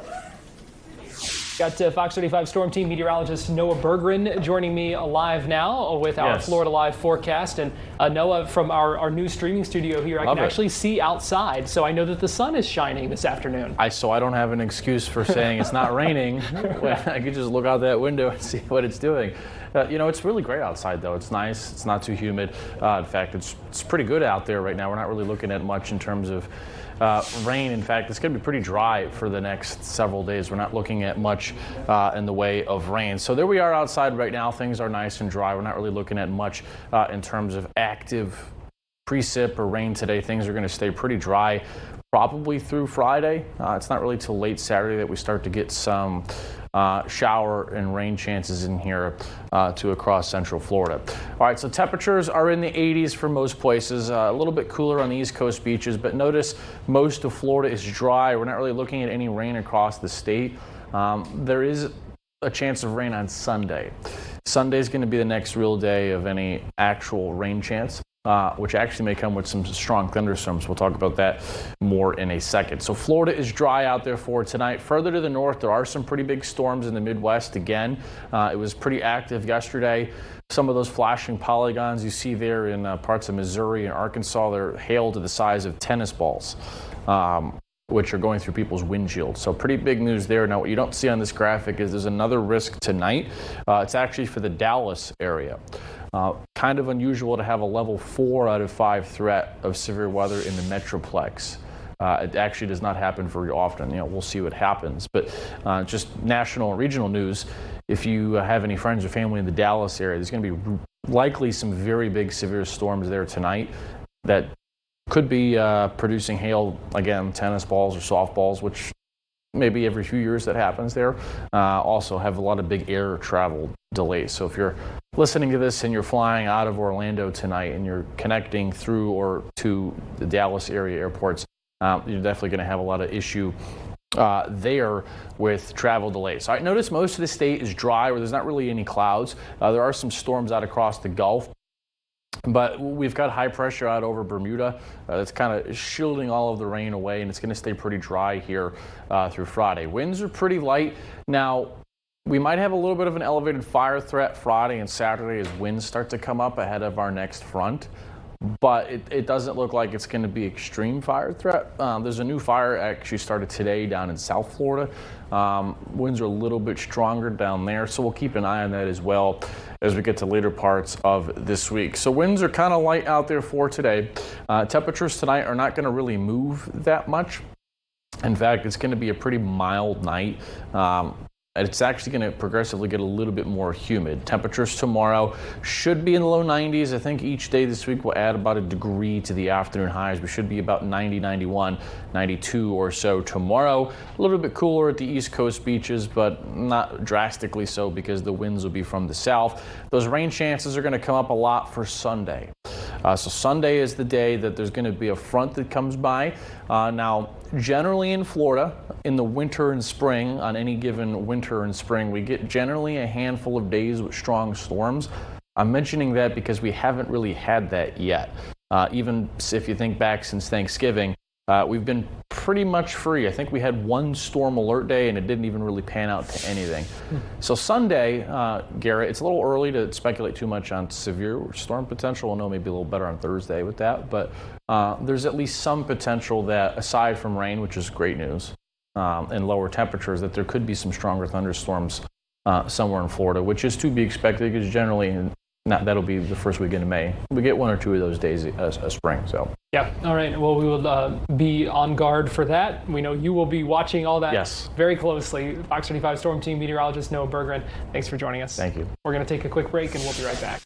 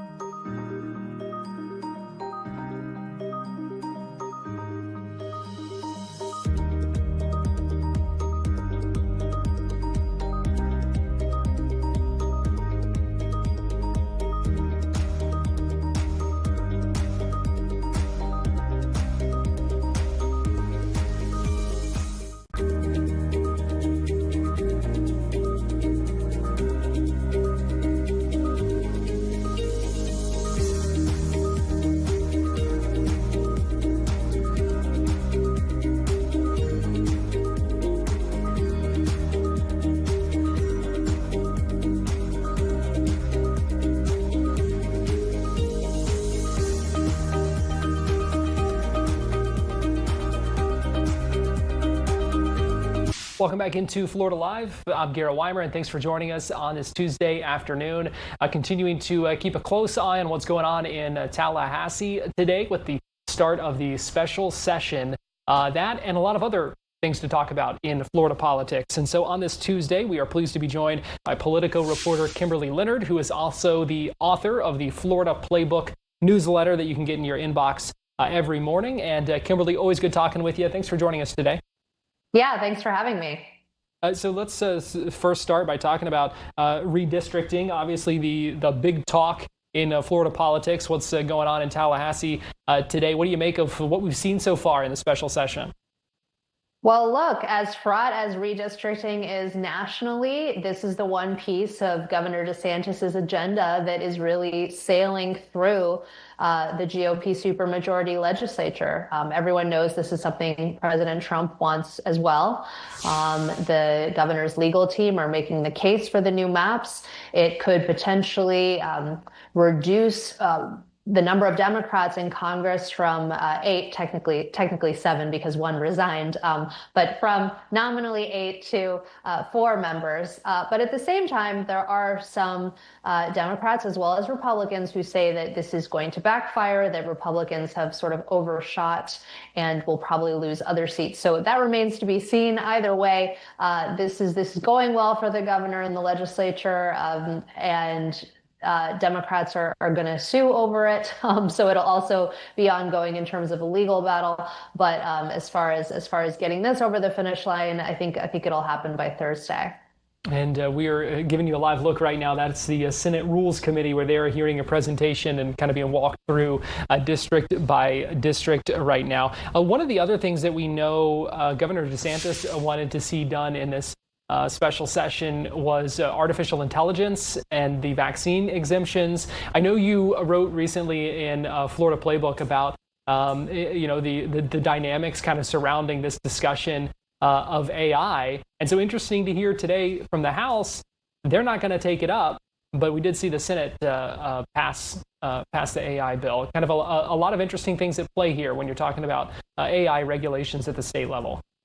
Yeah, listen, AI is a huge topic, right? I mean, it's transforming the way that we all work, the way that we interact with people, the way that we learn, that we write. It's going to really accelerate. And a lot of people are very worried, right? They think it's going to hurt their ability to get jobs in the future. They're worried about the effect it could have on kids, whether it's encouraging them to commit violence against others or self-harm. And so Governor DeSantis, by saying that he wants regulations on this, is really going up against many other Republicans, including President Trump, saying that, there have to be guardrails on this. And Trump doesn't agree, and apparently neither does the state House. And so this is effectively dead. I mean, unless there's some kind of other big push that goes on, I don't know if the governor will keep trying to bring lawmakers back to Tallahassee repeatedly. He already has other things he wants them to get done. But it's not entirely unexpected. Speaker Perez has been pretty clear that he is concerned about passing regulations because President Trump signed an executive order that says states cannot pass, restrictions on AI. And so he has picked sides, and TBD on how that will all play out. We actually haven't heard from the White House on this, and my request for comment went unanswered. So I'll be interested to see if they'll be weighing in any way. One of the other interesting kind of things in all of this is data centers, because there's a lot of debate and controversy over data centers, different proposals and different kind of ways that the candidates for governor are kind of hoping to deal with this. I know you've also been looking at kind of how that really plays into the debate over affordability, which, as we see and as we know, is a huge issue on the minds of Florida voters. Yeah, I mean, it's coming up here a lot, and it's also come up in other states. I mean, we've seen the way Democrats messaged on it. I saw that it was a big topic of conversation in the governor's race in Virginia, actually. And this is something voters are really waking up to.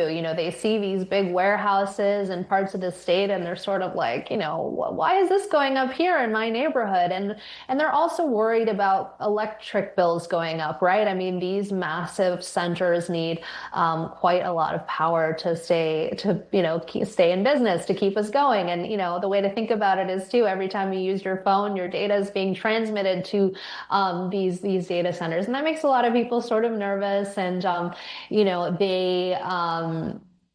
they don't like it. A lot of people don't like it. And so the fact that this is also fitting into the affordability piece, I think, is also something that the governor is using, right? Because obviously life has gotten a lot more expensive during Governor DeSantis' term, and you could argue whether it's his fault or not. A lot of it is because so many people have moved to Florida, right? And there's so many more people in the state using up a lot of energy, using up a lot of data. And so this is kind of one area that he's been speaking out against too, on top of, property tax reform. So it's allowed him to really sort of message that piece of the affordability, and Democrats too. I mean, this is something that a lot of people are talking about.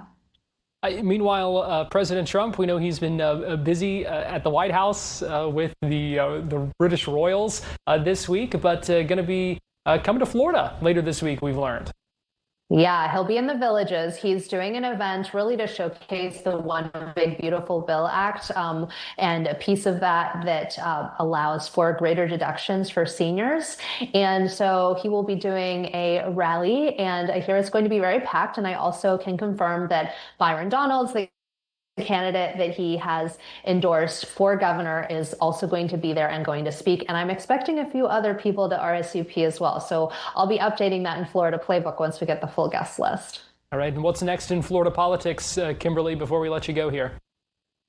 It's just continuing to watch the passage of the different priorities, right? I mean, we didn't talk about the other one, the vaccine bill that loosens mandates for kids going to school. And that one's making a lot of people nervous and is polling poorly. But I think what to watch is really going to be, okay, DeSantis isn't getting 2 of his 3 priorities. What does he do now? What does he say against other Republicans? How does he fight back? He has almost $6 million in the bank that he could use to really message on these issues. And so I'll be very interested to see how he talks about it.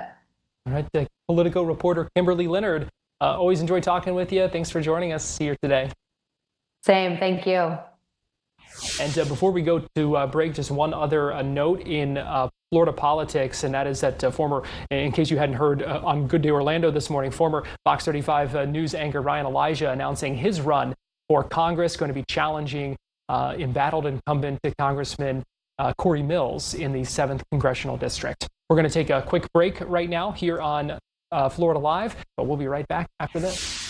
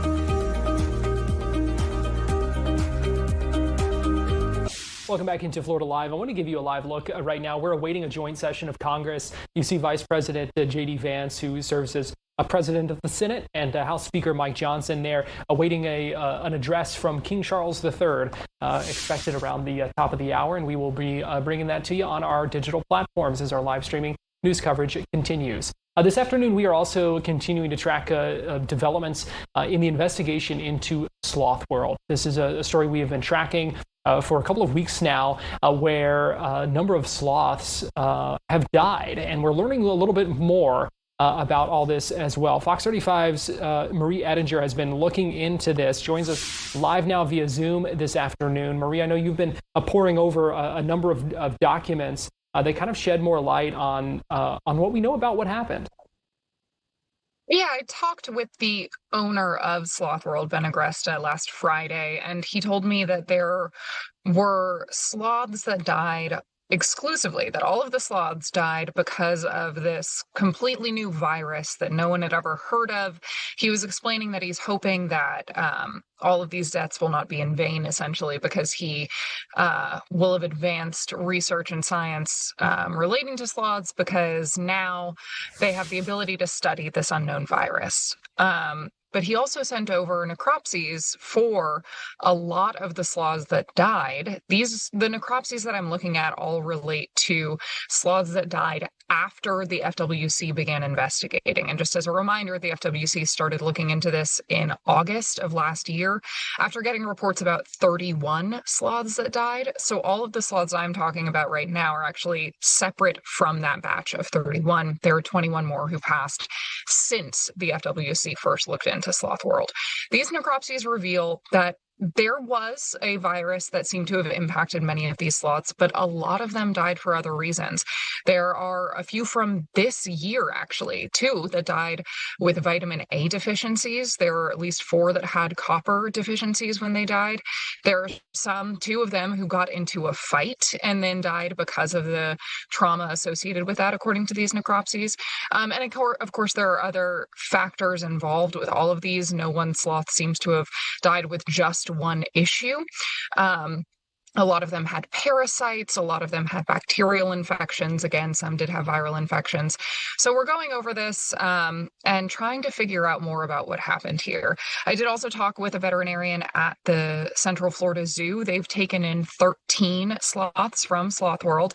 One of them is in critical care right now. His name is Bandit. We talked about him a little bit yesterday.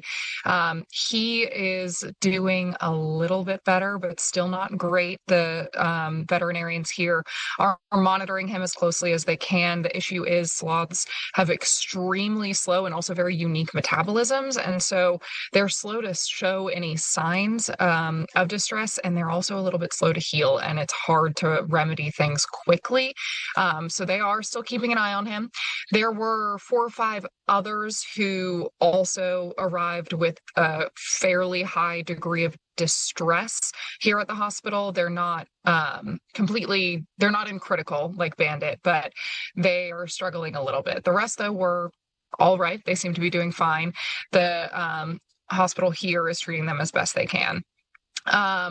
And I did also talk with that veterinarian about some of the things that were noted in the care logs for Sloth World. For instance, a lot of the sloths arrived at Sloth World, and one of the very first notes that the veterinarian there made was that unfortunately they'd been fed brown rice. And I asked the veterinarian here at the Central Florida Zoo whether that's a normal thing for their diet, and she told me no, that is not something that sloths would normally eat.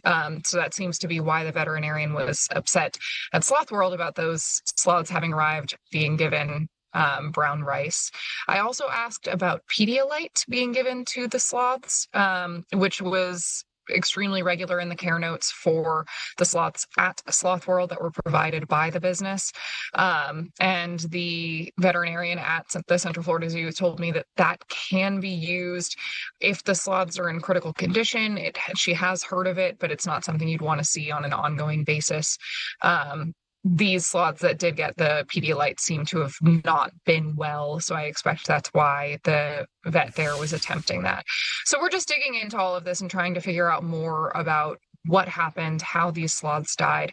I've also reached out to the FWC for more input because after those 31 sloths died in December and February, and the FWC started looking into this place in August, we know there were 21 more sloths who died after that. And it doesn't seem, so far as we can tell, like the FWC did any particular follow-up to find out that that was happening. I have asked them specifically about that, but in the documentation they provided so far, it appears as though they did their initial report where they found that there were issues at Sloth World, that the cages were too small, that they had 31 sloths die already.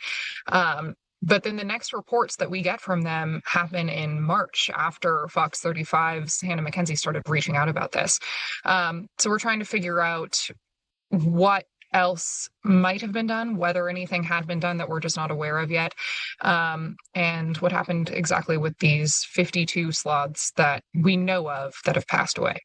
And you talked about Bandit, who we know is not in great condition right now. What does the plan look like for him? How are they trying to kind of nurse him back to health here? So Bandit yesterday and the day before was spending a lot of time on the ground.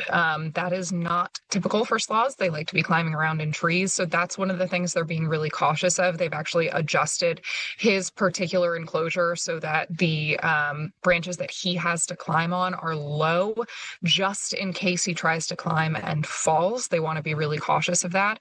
They're monitoring him as best they can for his dietary restrictions. They're giving him medicine. They're trying to get him hydrated, trying to get him back on a normal diet, they said.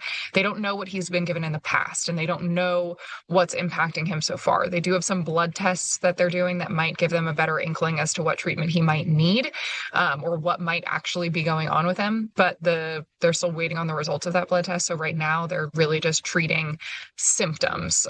So it would be like if you know you have a fever, but you don't know why. So you take ibuprofen, just trying to get that temperature down and try to hydrate to make sure that any illness is not dehydrating you, just treating the symptoms, hoping for the best. And he does seem to be looking a little bit better, they said. All right, that is certainly good to hear. Fox 35's Marie Ettinger, we appreciate you joining us and giving us the latest on this. Of course. Before we go to break here, let me give you a live look inside a joint session of Congress where we are awaiting King Charles III and his remarks to that joint session coming up any minute now. Right now, we are going to take a quick break here on Florida Live, but we'll be right back after this.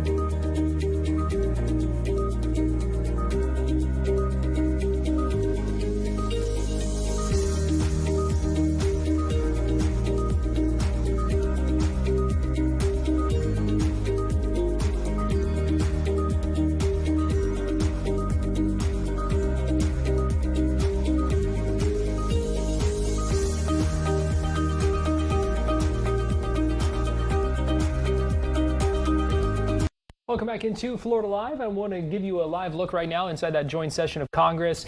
The Escort Committee has just left the chamber to go retrieve King Charles and Queen Camilla as they get ready to enter the chamber. We also saw the Dean of the Diplomatic Corps, Monica Crowley, introduced and just walked in a moment ago. So let's go ahead and listen in here as we watch these arrivals ahead of the speech to a joint session any minute now.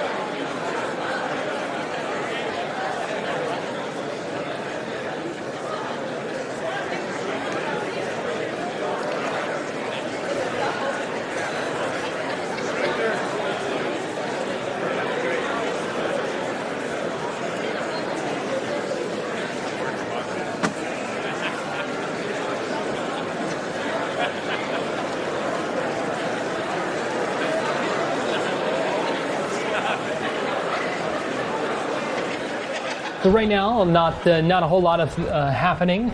We are awaiting the arrival of King Charles III inside the chamber. You see a number of folks there, including Senator Rick Scott, Republican from Florida, who is chatting it up with Lee Zeldin, the EPA administrator. You also see Ashley Moody to the left there in the light blue pantsuit as well. That's Interior Secretary Doug Burgum, who also just shook hands with Rick Scott as well. So we're seeing some members of the Trump administration now in attendance there as well, seeing some of our officials from Florida, and awaiting this address from King Charles III any minute now. Fox News' Peter Ducey reporting that the King's speech expected to go about 20 minutes, and we are going to see what all he has to say. This comes at a time in some interesting relations between the U.S. and the United Kingdom. We know President Donald Trump has not necessarily been happy with the British Prime Minister over the war in Iran and the Strait of Hormuz, saying really expects more help from an ally.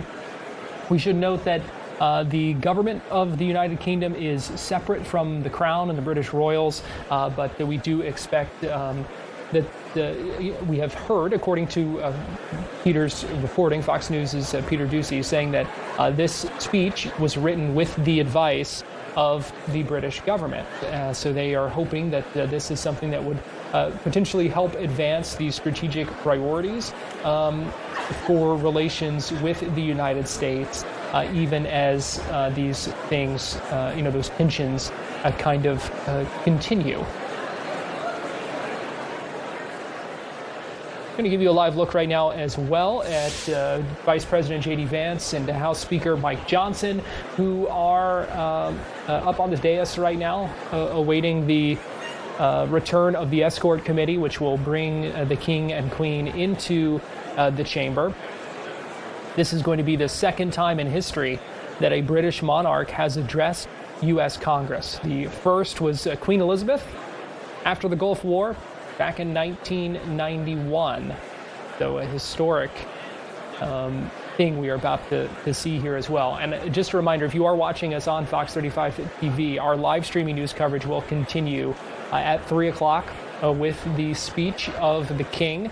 And we will bring that to you in full on our digital platforms, so you can find that there.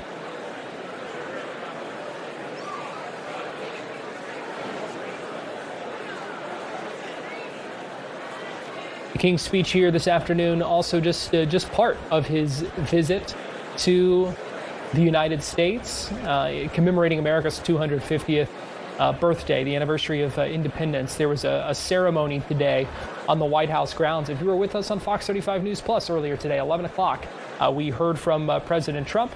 We heard from a military band. The president and the king, as well as the queen and the first lady, all got to sit together. They reviewed the military out there. We heard from the president speaking briefly as well. There was also a bilateral meeting between the president and the king in the Oval Office today. There was an official exchange of gifts, and we are now learning more about the gifts that were exchanged. Always interesting, I think, to hear a little bit about that. The king presented President Trump with a framed facsimile of the 1879 design plans for the Resolute desk. That's the historic desk inside the Oval Office.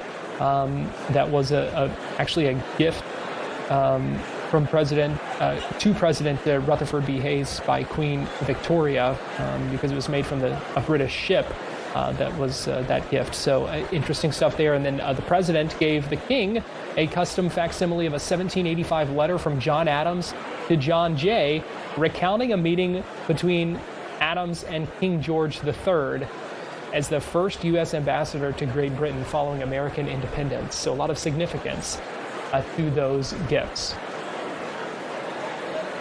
We are expecting this speech to begin any minute now upon the return of the Escort committee bringing King Charles III and Queen Camilla. Again, we will bring this to you live on our digital platforms. If you're joining us on Fox 35, right now we are out of time here on Florida Live, but we appreciate you joining us, and we will see you right back here tomorrow.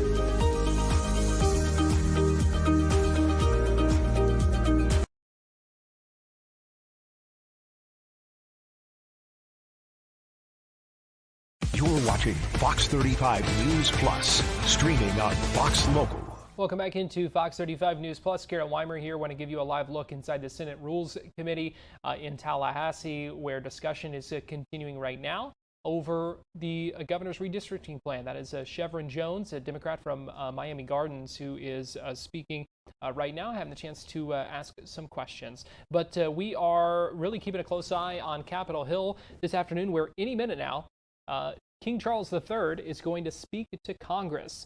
We were just setting this up for you at the end of Florida Live, waiting the return of the Escort Committee with King Charles III and Queen Camilla, their first time that the UK's reigning monarch has visited the U.S. since Queen Elizabeth II visited back in 2007. And as I mentioned just a few minutes ago, just the second time in history that a British monarch is addressing U.S. Congress. The first one was Queen Elizabeth when she spoke in 1991 after the Gulf War. So interesting stuff here. We know the president met with House Speaker Mike Johnson, who you see there, some of the other legislative leaders. And then they are also going to participate in a state dinner with President Trump and the First Lady this evening.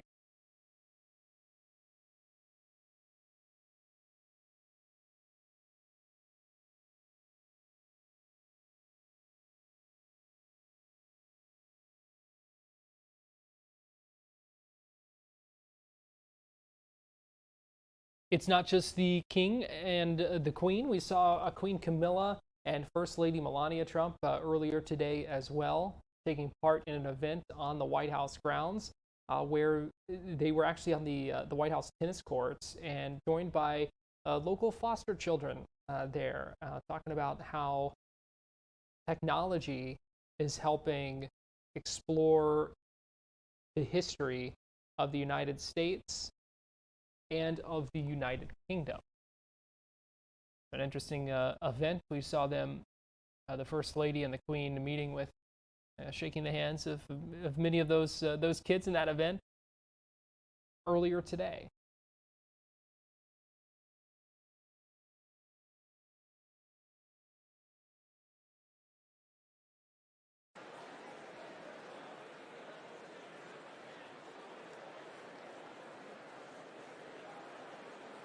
Right now, lawmakers inside that chamber, again, this is a joint session, so you are seeing members of the House of Representatives and members, you're seeing U.S. senators mingling together and speaking all inside the House chamber right now. Similar setup to what you would see for a State of the Union address or any other joint session for circumstances like this. As we've seen reporting from Fox News' Peter Ducey, the king is expected to speak for about 20 minutes when he does begin. President Trump spoke earlier today as well at that welcome ceremony at the White House that we brought you live earlier today, where the president talked about shared traditions between the United States and the United Kingdom, shared traditions of liberty and excellence. They joined the First Lady and the President at that special ceremony.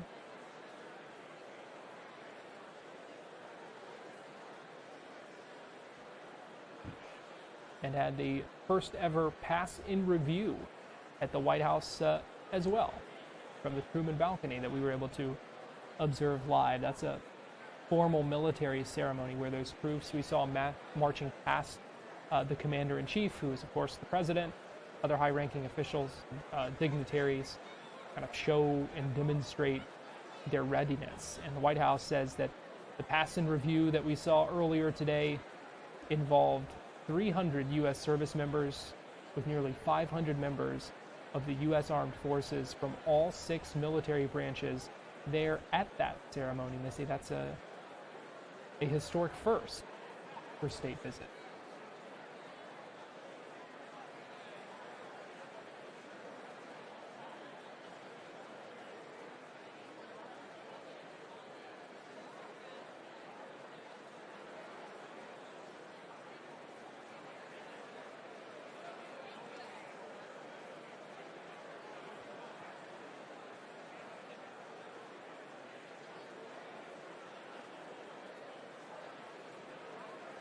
The House Speaker there getting ready, adjusting the microphone a moment ago, set to make an announcement any moment now to welcome in the King and the Queen. To give you another wide look there as he gavels the session to order. Mr. Speaker, Their Majesties King Charles III and Queen Camilla.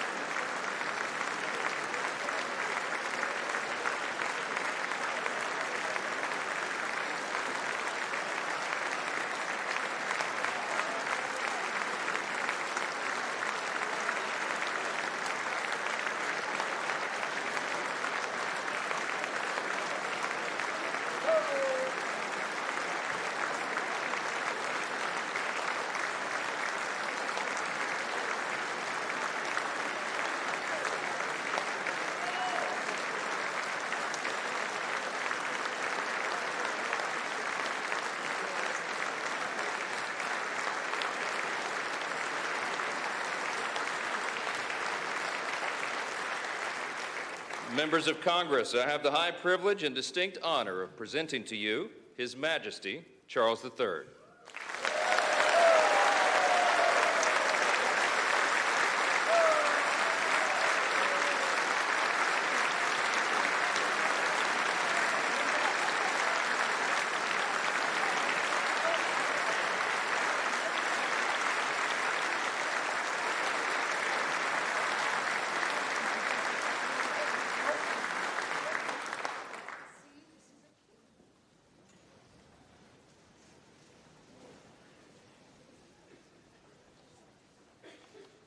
Mr. Vice President, Mr. Speaker, members of Congress, representatives of the American people across all states, territories, cities, and communities. I would like, if I may, to take this opportunity to express my particular gratitude to you all for the great honor of addressing this joint meeting of Congress, and on behalf of the Queen and myself, to thank the American people for welcoming us to the United States to mark this semi-quincentennial year of the Declaration of Independence. And for all of that time,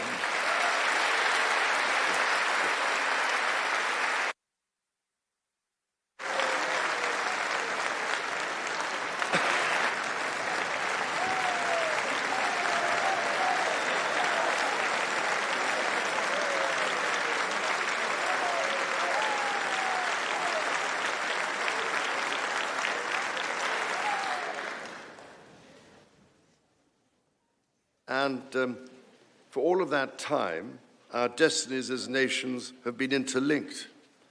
As Oscar Wilde said, we have really everything in common with America nowadays, except, of course, language. So, ladies and gentlemen, we meet in times of great uncertainty, in times of conflict from Europe to the Middle East, which pose immense challenges for the international community and whose impact is felt in communities the length and breadth of our own countries. We meet, too, in the aftermath of the incident not far from this great building that sought to harm the leadership of your nation and to foment wider fear and discord. Let me say with unshakable resolve, such acts of violence will never succeed.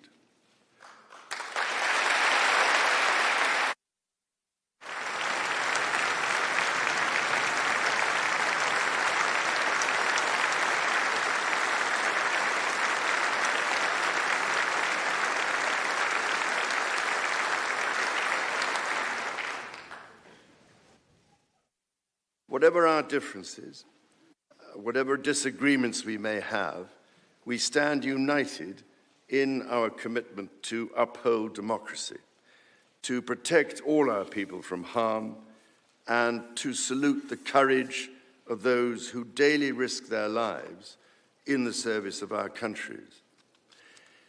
Standing here today, it is hard not to feel the weight of history on my shoulder, because the modern relationship between our two nations and our own peoples spans not merely 250 years, but over 4 centuries. It is extraordinary to think that I am the 19th in our line of sovereigns to study with daily attention the affairs of America. So I come here today with the highest respect for the United States Congress, this citadel of democracy created to represent the voice of all American people to advance sacred rights and freedoms. Speaking in this renowned chamber of debate and deliberation, I cannot help but think of my late mother, Queen Elizabeth, who in 1991 was also afforded this signal honor and similarly spoke under the watchful eye of the Statue of Freedom above us. Today, I am here on this great occasion in the life of our nations to express the highest regard and friendship of the British people to the people of the United States. Now, as you may know, when I address my own Parliament at Westminster, we still follow an age-old tradition and take a member of Parliament hostage, holding him or her at Buckingham Palace until I am safely returned. These days, we look after our guests rather well, to the point that they often do not want to leave. I don't know, Mr. Speaker, if there were any volunteers for that role here today. As I look back across the centuries, Mr. Speaker, there emerge certain patterns, certain self-evident truths from which we can learn and draw mutual strength. With the spirit of 1776 in our minds, we can perhaps agree that we do not always agree, at least in the first instance. Indeed, the very principle on which your Congress was founded, no taxation without representation, was at once a fundamental disagreement between us, and at the same time a shared democratic value which you inherited from us. Ours is a partnership born out of dispute, but no less strong for it. So perhaps in this example, we can discern that our nations are in fact instinctively like-minded, a product of the common democratic, legal, and social traditions in which our governance is rooted to this day. Drawing on these values and traditions, time and again, our two countries have always found ways to come together. And by Jove, Mr. Speaker, when we have found that way to agree, what great change is brought about, not just for the benefit of our peoples, but of all peoples. This, I believe, is the special ingredient in our relationship. As President Trump himself observed during his state visit to Britain last autumn, the bond of kinship and identity between America and the United Kingdom is priceless and eternal. It is irreplaceable and unbreakable.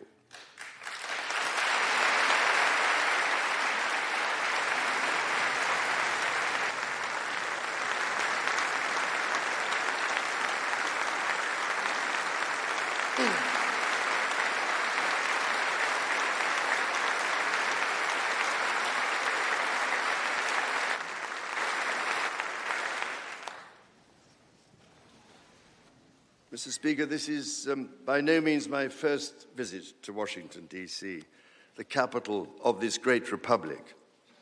It is, in fact, my 20th visit to the United States and my first as King and head of the Commonwealth.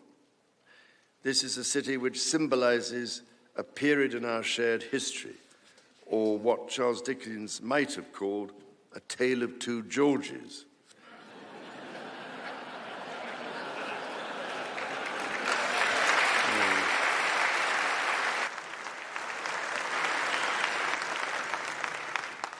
First President, George Washington, and my 5 times great-grandfather, King George III.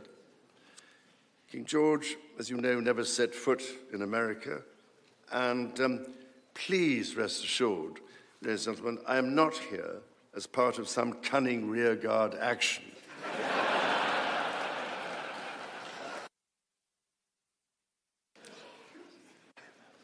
The Founding Fathers were bold and imaginative rebels with a cause. 250 years ago, or as we say in the United Kingdom, just the other day,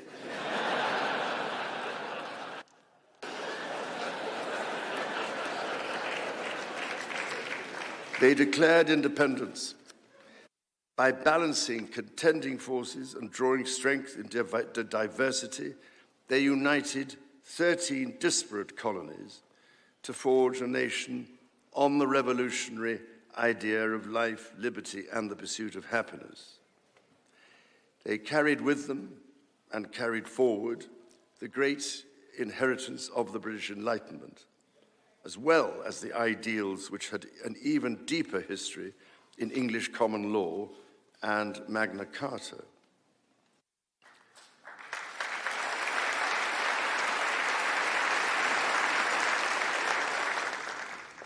These roots run deep, and they are still vital.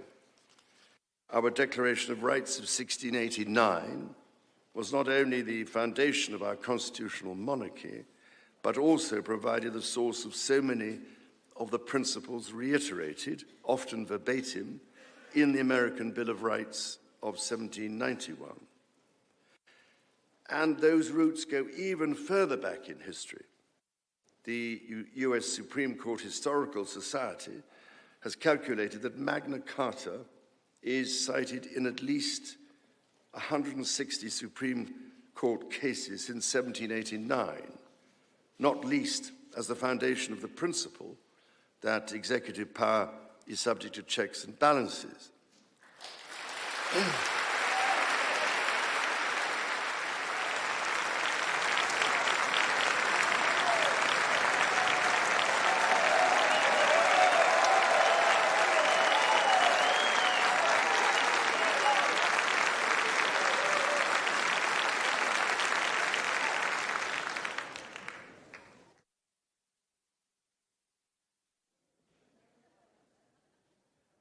This is the reason why there stands a stone by the River Thames at Runnymede, where Magna Carta was signed in the year 1215. This stone records that an acre of that ancient and historic site was given to the United States of America by the people of the United Kingdom to symbolize our shared resolve in support of liberty and in memory of President John F. Kennedy. Distinguished members of the 119th Congress, it is here in these very halls that this spirit of liberty and the promise of America's founders is present in every session and every vote cast, not by the will of one, but by the deliberation of many, representing the living mosaic of the United States.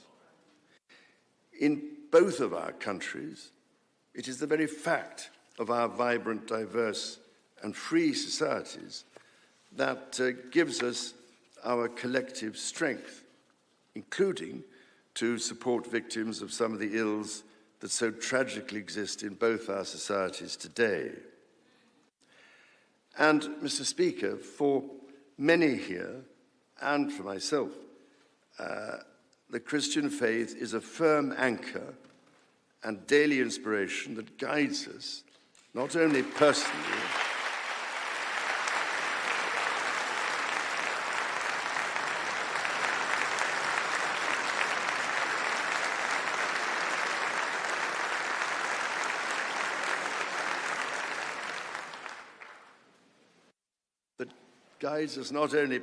but together as members of our community. Having devoted a large part of my life to interfaith relationships and greater understanding, it is that faith in the triumph of light over darkness which I have found confirmed countless times.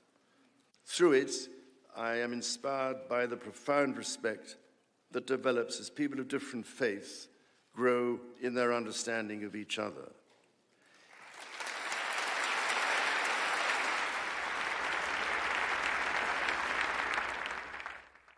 It is why, it is my hope, my prayer, that in these turbulent times, working together and with our international partners, we can stem the beating of plowshares into swords.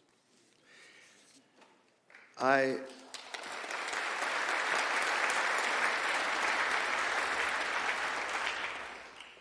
am mindful that we are still in the season of Easter, the season that most strengthens my hope.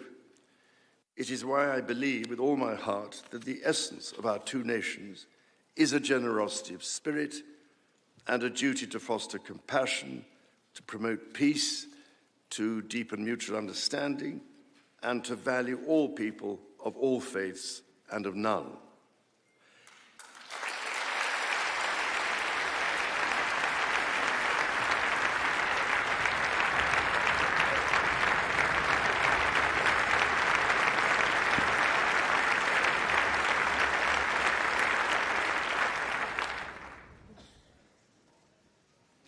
The alliance that our two nations have built over the centuries, and for which we are profoundly grateful to the American people, is truly unique. And that alliance is part of what Henry Kissinger described as Kennedy's soaring vision of an Atlantic partnership based on twin pillars, Europe and America. That partnership, I believe, Mr. Speaker, is more important today than it has ever been.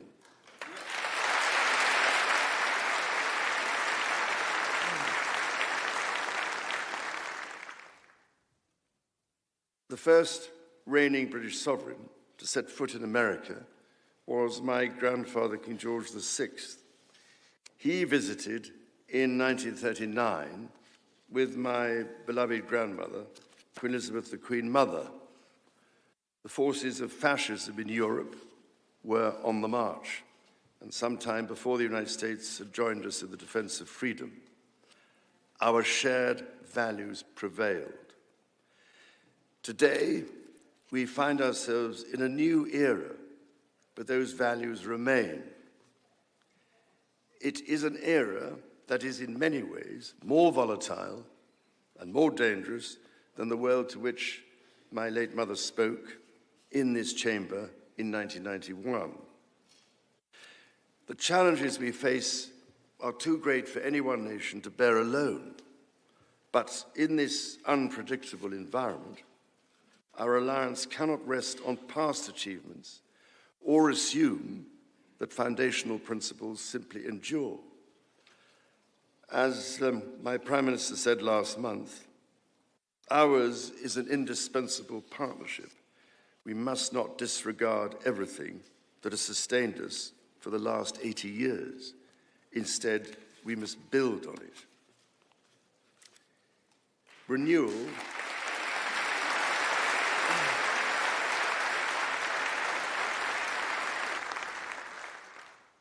Renewal today starts with security. The United Kingdom recognizes that the threats we face demand a transformation in British defense. That is why our country, in order to be fit for the future, has committed to the biggest sustained increase in defense spending since the Cold War, during part of which, over 50 years ago, I served with immense pride in the Royal Navy, following in the naval footsteps of my father, Prince Philip, Duke of Edinburgh, my grandfather, King George VI, my great-uncle, Lord Mountbatten, and my great-grandfather, King George V. This year, of course, also marks the 25th anniversary of 9/11. This atrocity was a defining moment for America, and your pain and shock were felt around the whole world. During my visit to New York, my wife and I will again pay our respects to the victims, the families, and the bravery shown in the face of terrible loss. We stood with you then, and we stand with you now in solemn remembrance of a day that shall never be forgotten.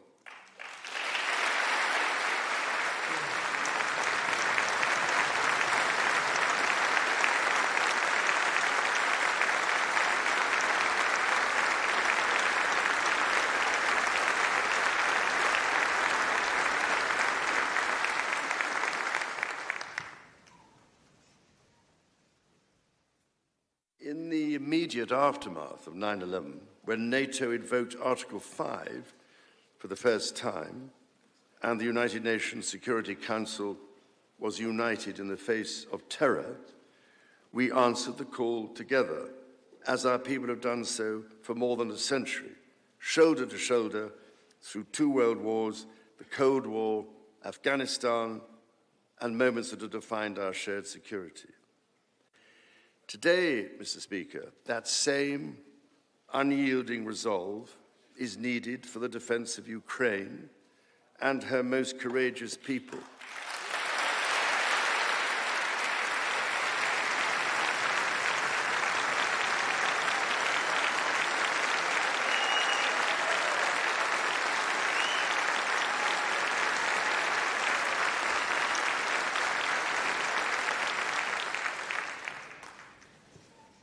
It is needed in order to secure a truly just and lasting peace. From the depths of the Atlantic to the disastrously melting ice caps of the Arctic, the commitment and expertise of the United States Armed Forces and its allies lie at the heart of NATO, pledged to each other's defense, protecting our citizens and interests, keeping North Americans and Europeans safe from our common adversaries. Our defense, intelligence, and security ties are hardwired together through relationships measured not in years, but in decades. Today, thousands of U.S. service personnel, defense officials, and their families are stationed in the United Kingdom, as British personnel serve with equal pride across 30 American states. We are building F-35s together, and we have agreed the most ambitious submarine program in history, AUKUS.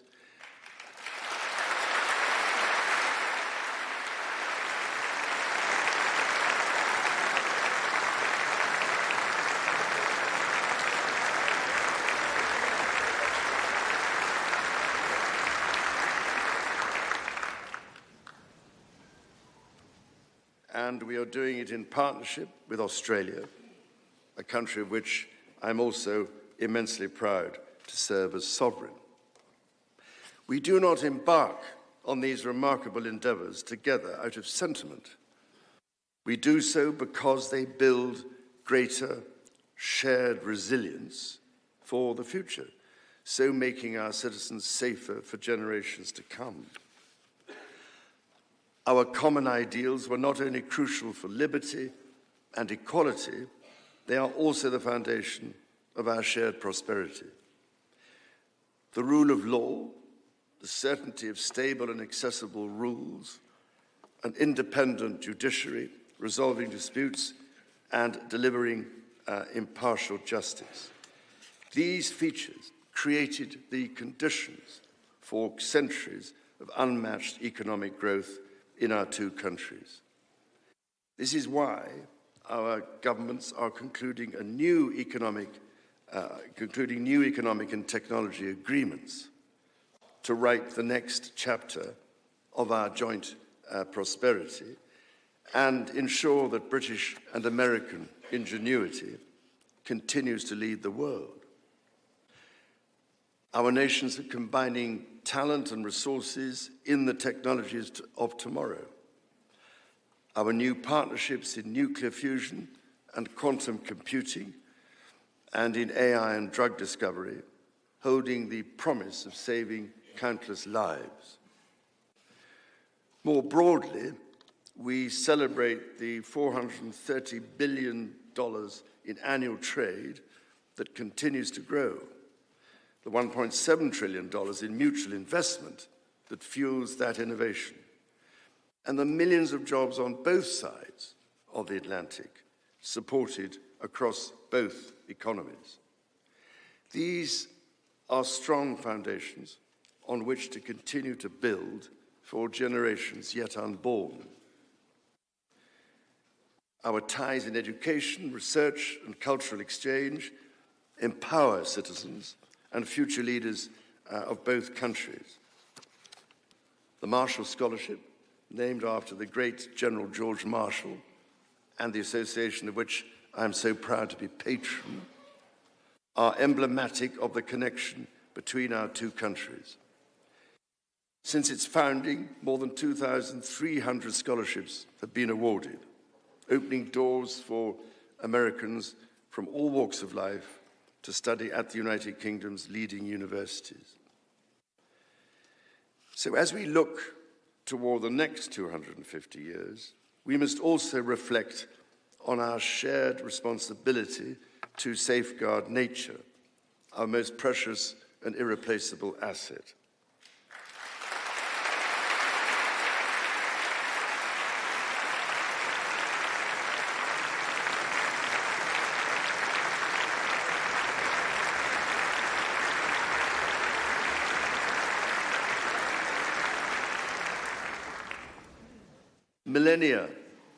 Millennia before our nations existed, before any border drawn, the mountains of Scotland and Appalachia were one, a single continuous range forged in the ancient collision of continents.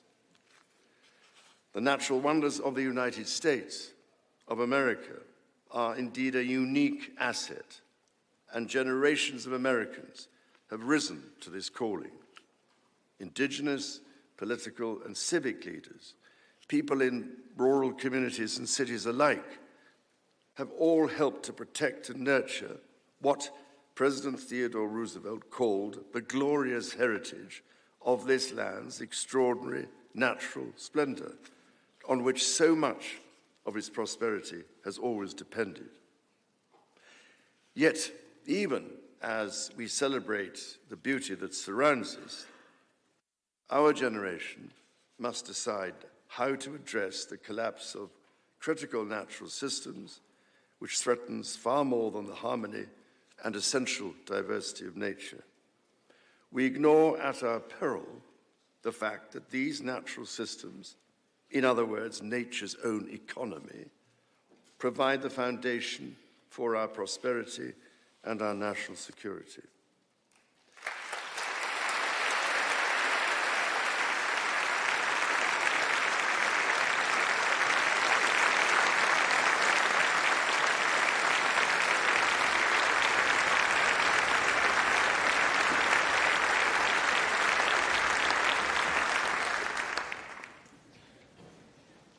The story of the United Kingdom and the United States is at its heart a story of reconciliation, renewal, and remarkable partnership.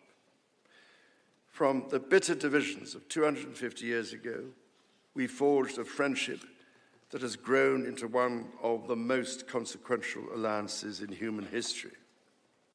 I pray with all my heart that our alliance will continue to defend our shared values with our partners in Europe and the Commonwealth and across the world. And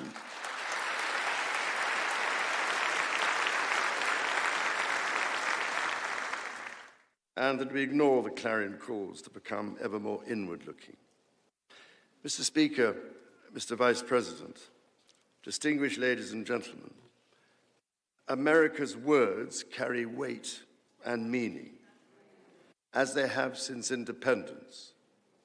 The actions of this great nation matter even more. President Lincoln understood this so well with his reflection in the magisterial Gettysburg Address, that the world may little note what we say, but will never forget what we do. And so to the United States of America, on your 250th birthday, let our two countries rededicate ourselves to each other in the selfless service of our peoples and of all the peoples of the world. God bless the United States, and God bless the United Kingdom.